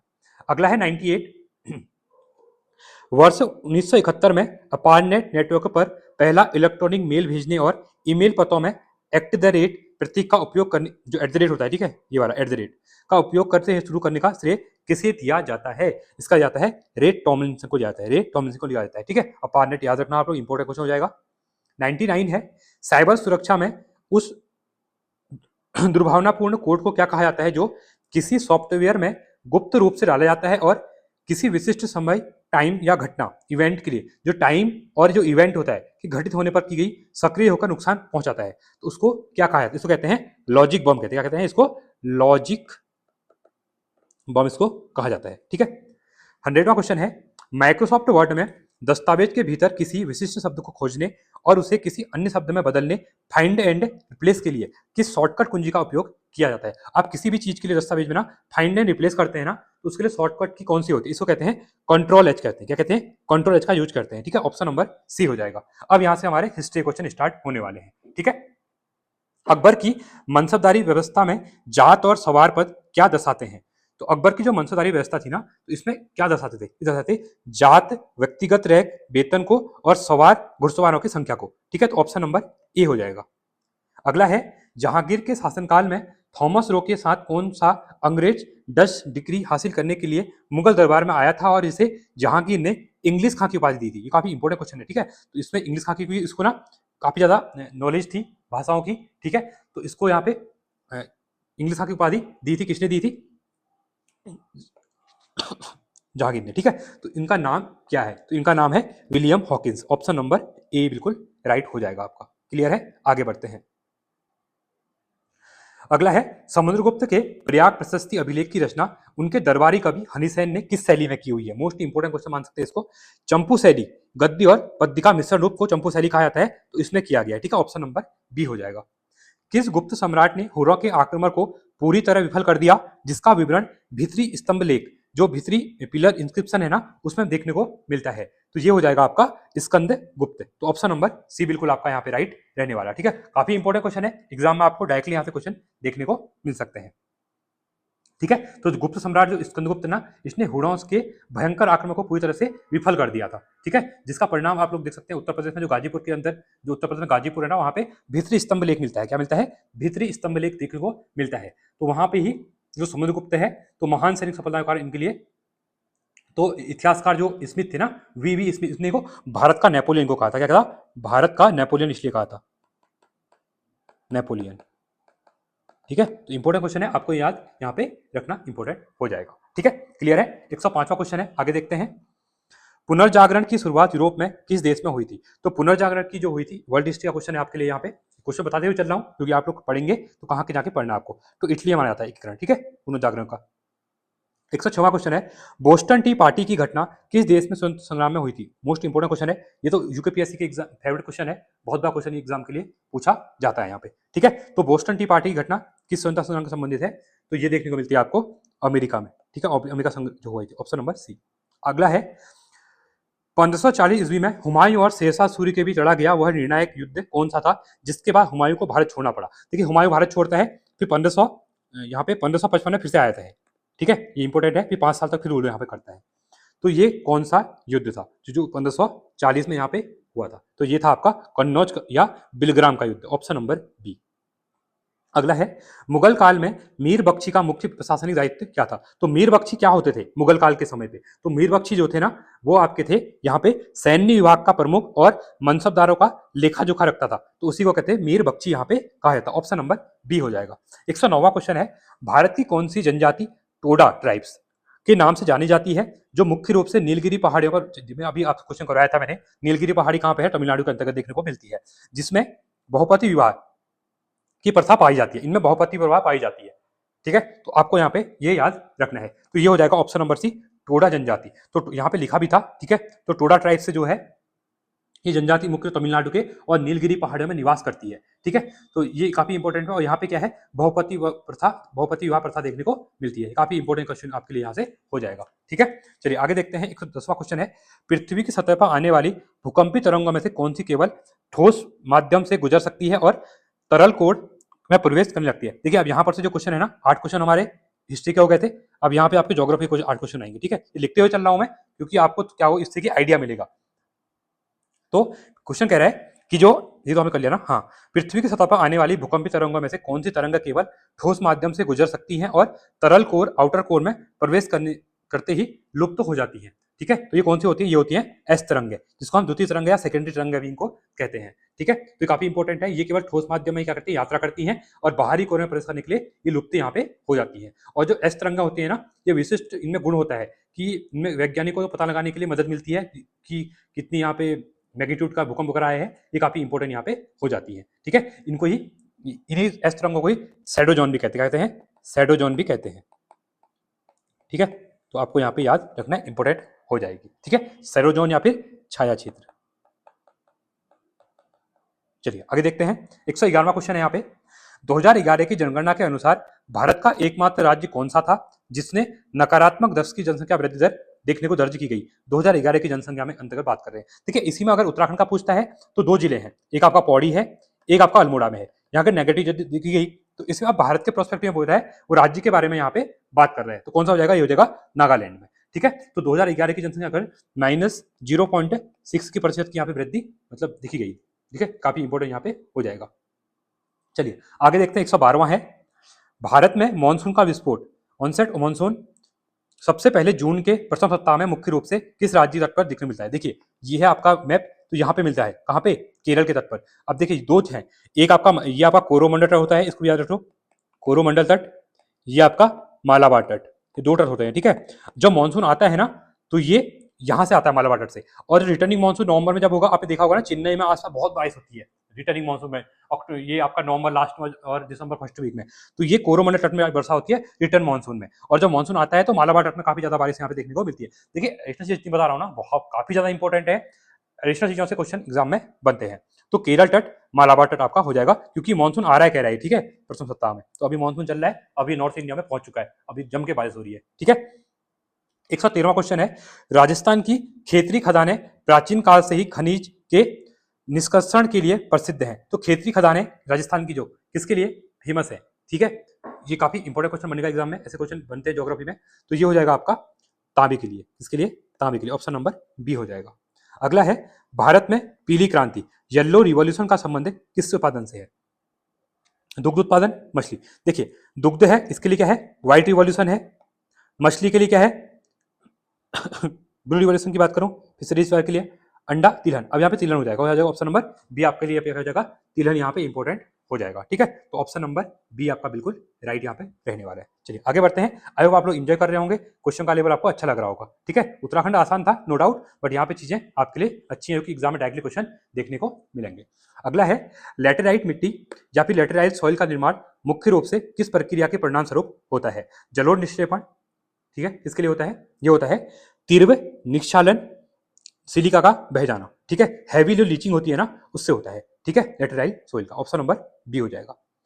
अंडमान और निकोबार द्वीप समूह की सबसे ऊंची चोटी सैडल पीक किस द्वीप पर स्थित है? देखिए सबसे बड़ी जो सैडल ऊंची चोटी है ना अंडमान निकोबार की, वो आपकी सैडल पीक, ये कहाँ पे देखने मिलती है? ये उत्तरी अंडमान में, जो आपका नॉर्थ अंडमान है ना, तो वहां पे आपको देखने को ये मिलती है। ठीक है, ऑप्शन नंबर बी हो जाएगा। 117वां क्वेश्चन है, यदि सरकार का प्रभावी राजस्व घाटा इफेक्टिव रेवेन्यू डिफिशिएंसी शून्य हो जाता है तो इसका अर्थ आर्थिक रूप से क्या होता है? देखिए हम कहते हैं ना इकोनॉमी के क्वेश्चन, अब यहाँ पे क्या है? इकोनॉमी क्वेश्चन बता देता हूँ, ठीक है, आसान होते हैं आपके लिए। इकोनॉमिक्स के क्वेश्चन आगे, ठीक है। चलिए तो देखिए, यदि सरकार का प्रभावी राजस्व घाटा जो इफेक्टिव रिवेन्यू डिफिशियंसी होती है ना, वो शून्य हो जाती है, तो इसका आर्थिक रूप से क्या अर्थ होता है? तो इसका जो अर्थ मेन होता है ना, ये होता है राजस्व घाटे का पूंजीगत अस्थियों के निर्माण के लिए अनुदान के रूप में उपयोग किया गया है। ठीक है, तो जो कहते हैं कि अगर ये कम हो रहा है, इसका मतलब है कि सरकार ने राजस्व घाटे के पूंजीगत अस्थियों के लिए निर्माण के लिए अनुदान के रूप में उपयोग इसका किया हुआ है। ठीक है, इंपॉर्टेंट है, आपको यहाँ पे याद रखना है।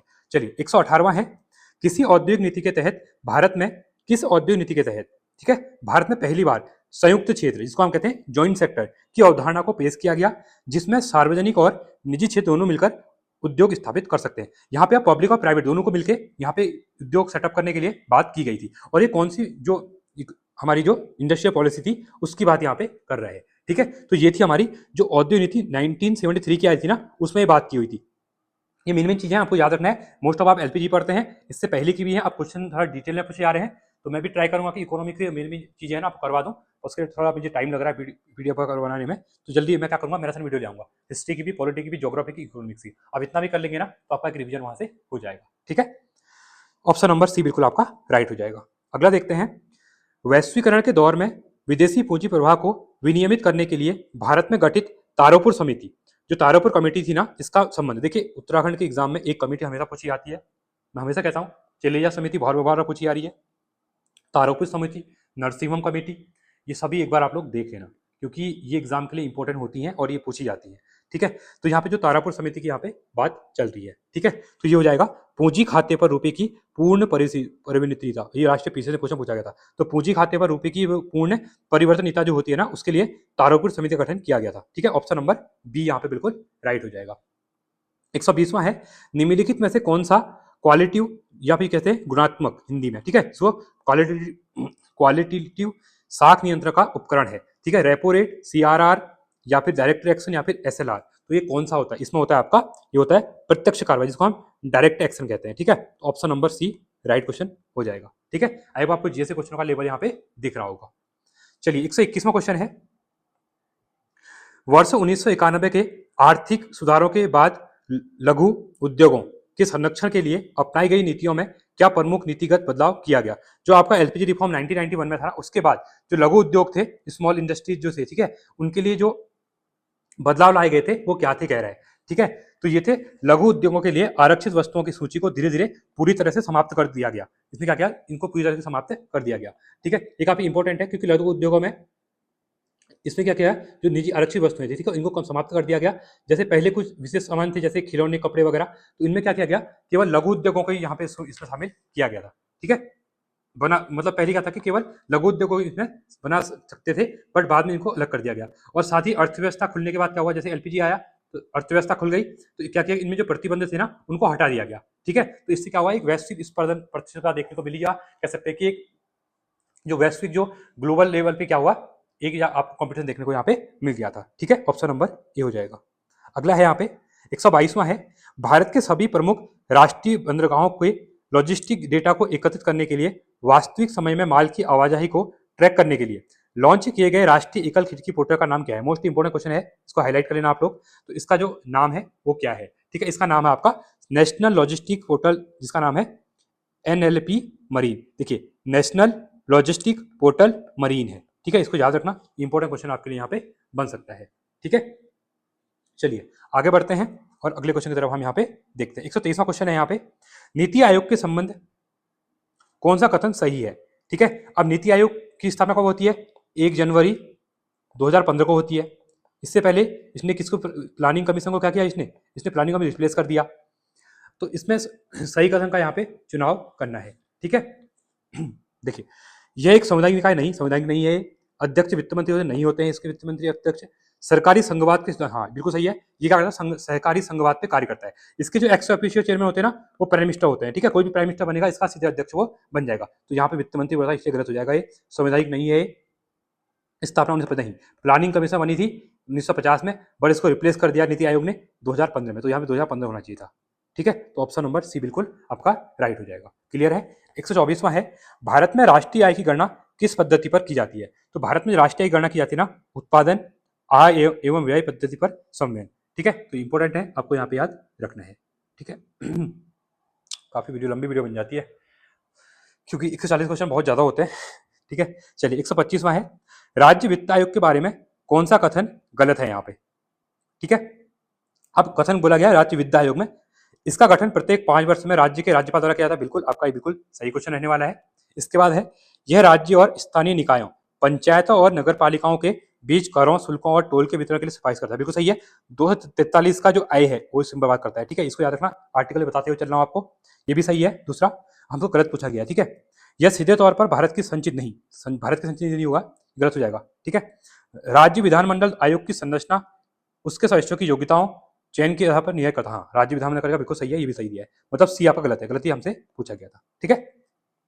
चलिए, परमाणु अपसार संधि NPT का उद्देश्य क्या था? तो प्रसार संधि जो हुई थी, इसका उद्देश्य था परमाणु हथियारों का प्रसार रोकना, ठीक है। ऑप्शन नंबर बी हो जाएगा, ठीक है। ये काफी इंपॉर्टेंट क्वेश्चन है। ये संधि जो हुई थी ना 1968 में हुई थी, ये क्वेश्चन पूछा गया, ठीक है। यूपीपीएससी ने पूछा, लास्ट ईयर पूछा था, ठीक है। और ये 1960 में बनी, और ये प्रभावी कब से हुई? 1970 से प्रभावी यहाँ पे हो गई थी, ठीक है। तो भारत ने साइन भी कर रखा है। भारत कहता है कि हम लोग इसको पहले यूज नहीं करेंगे क्योंकि इससे भेदभावपूर्ण माना जाता है, ठीक है। क्लियर है। अगला देखते हैं। अगला है, तुम मुझे खून दो मैं तुम्हें आजादी दूंगा का प्रसिद्ध नारा किस महान स्वतंत्रता सेनानी ने दिया था? ये तो आपका बिल्कुल है, ऑप्शन नंबर बी हो जाएगा, सुभाष चंद्र बोस हो जाएगा, ठीक है। चलिए आगे देखते हैं। अगला है, सूची अधिकार दिए हुए हैं, मौलिक अधिकार और अनुच्छेद दिए हुए हैं, ठीक है। ये तो इंपॉर्टेंट क्वेश्चन है, ये तो क्वेश्चन पूछता है हमेशा। देखिए, पहला कह रहा है समानता का अधिकार 14 से 18, ये आपका दूसरा हो जाएगा। स्वतंत्रता का अधिकार 19 से 22, ये आपका हो जाएगा 4। शोषण के विरुद्ध अधिकार 23 और 24, ये आपका 1 हो जाएगा। धार्मिक स्वतंत्रता 25 से 28, ये आपका 3 हो जाएगा। 2 1 4 2 1 2 4 1 3।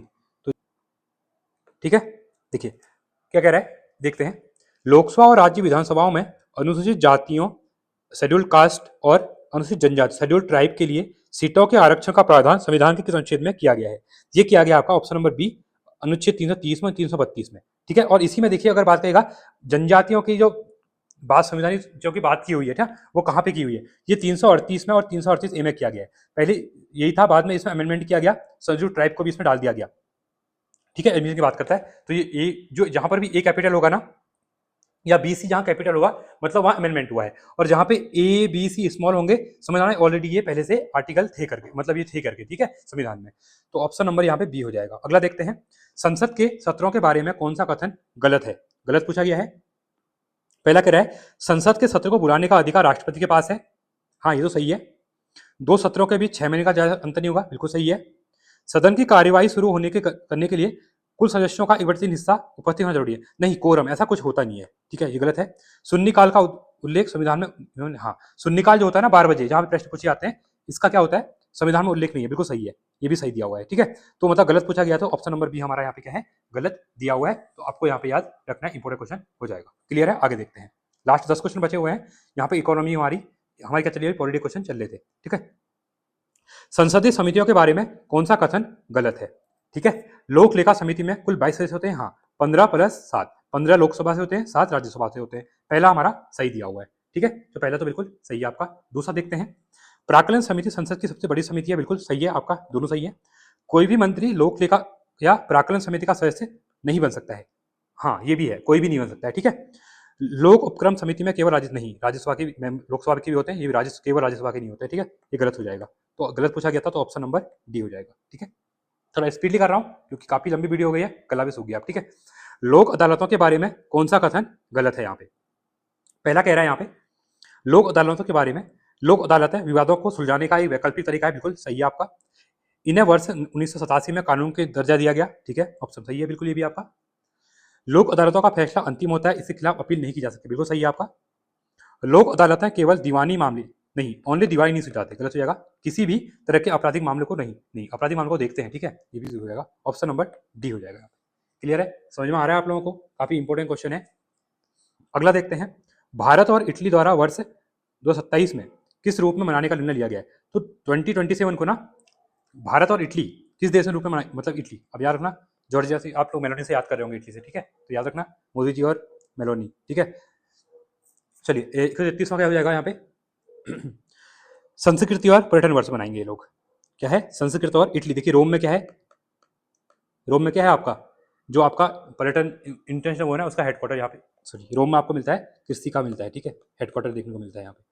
चलिए आगे देखते हैं, 134वां है, निम्नलिखित में से किस स्थान पर भारत की पहली निजी मरीन गैस टरबाइन मरम्मत सुविधा स्थापित की गई है? तो ये कहाँ पर की गई है? ये की गई है विशाखापट्टनम में की गई है। कहाँ पे? विशाखापट्टनम में की गई है। देखिए अब यहाँ से ना आपके 8 क्वेश्चन करंट अफेयर के आ गए हैं। ठीक है, ये बोलना बहुत जरूरी हो जाता है क्योंकि आप लोग रिलेट कर पाएंगे करंट अफेयर के 8 क्वेश्चन। ठीक है, तो 2 क्वेश्चन हम कर लिए हैं, तो ये विशाखापट्टनम में बनेगा आपका। क्लियर है, 134वां क्वेश्चन याद हो गया। चलिए आगे देखते हैं, 135वां कह रहा है, मई 2026 में तीसरा भारत नॉर्डिक शिखर सम्मेलन 2026 का आयोजन कहां पर किया गया? तो ये किया गया आपका ओस्लो में किया गया। ठीक है, याद रखना नॉर्वे की राजधानी है ओस्लो, तो नॉर्वे में किया गया, ओस्लो में। ठीक है, इंपॉर्टेंट क्वेश्चन बन जाएगा। आगे देखते हैं, 136वां क्वेश्चन कह रहा है, 28 अप्रैल से 8 मई 2026 के मध्य आयोजित अंतर्राष्ट्रीय दूरसंचार संघ परिषद 2026 की बैठक कहाँ आयोजित की गई थी? इसकी की गई थी आपकी जिनेवा में, जिनेवा स्विट्जरलैंड में ये की गई। ठीक है, इंपॉर्टेंट क्वेश्चन हो जाएगा। चलिए आगे देखते हैं, अप्रैल 2026 में दिलीप कुमार ने किस सार्वजनिक क्षेत्र के उपक्रम में मुख्य सतर्कता अधिकारी के रूप में कार्यभार संभाला है? ये संभाला है steel authority of India limited में, इसको हम सेल कहते हैं। ठीक है, ऑप्शन नंबर बी हो जाएगा। अगला है, 16 मई 2026 को भारत की पहली एआई संचालित फिजिकल बैंकिंग शाखा का उद्घाटन कहां पर किया गया है? ये किया गया है गुवाहाटी में किया गया। कहां पे? गुवाहाटी में किया गया, असम में। चलिए अगला है, 19 मई 2026 को महिंद्रा एवं महिंद्रा ने किस बैंक के साथ भारत का पहला sustainability linked dealer financing program launch करने के लिए समझौता किया है? ये किया गया है डीबीएस बैंक इंडिया के साथ। ठीक है, ऑप्शन नंबर सी। हमारा आज का लास्ट क्वेश्चन रहने वाला है। टाइम पत्रिका की टाइम्स 100 2026 के सबसे प्रभावशाली लोगों की सूची में कौन भारतीय शामिल है? भारत का कौन सा व्यक्ति इसमें शामिल है? तो ये है रणवीर कपूर और विकास खन्ना। मोस्ट इंपोर्टेंट क्वेश्चन था। ठीक है, तो ये थे हमारे 140 क्वेश्चन। तो आई होप आपने एंजॉय किया होगा। आपका कितना स्कोर बना, ठीक है, वो आप कमेंट करेंगे। जो मैंने क्वेश्चन पूछे हैं, आई थिंक 2-3 क्वेश्चन पूछे हैं, इनको आप लोग कमेंट करेंगे। साथ में स्कोर आपके कितने आपके राइट क्वेश्चन हुए हैं, ठीक है, कितने आपके गलत क्वेश्चन हुए हैं, वो आप लोग यहाँ पे क्या करेंगे, कमेंट सेक्शन में लिखेंगे। और ओवरऑल आपका टोटल स्कोर कितना बना है वो भी आप देखेंगे। साथ ही साथ फीडबैक जरूर दें, वीडियो आपको कैसी लगी। ठीक है, आई होप आपको क्वेश्चनों का लेवल ठीक लग रहा होगा। उत्तराखंड के बाद जो हमने जैसे क्वेश्चन किया है काफी अच्छा लेवल था, और उत्तराखंड में भी आपका बेसिक यहाँ पे क्लियर हुआ होगा। ठीक है, तो आप लोगों का सपोर्ट रहेगा तो ऐसे आपके लिए वीडियो आते रहेंगे। तो आज के लिए इतना ही रखते हैं। Thanks for watching. जय हिंद, वंदे मातरम।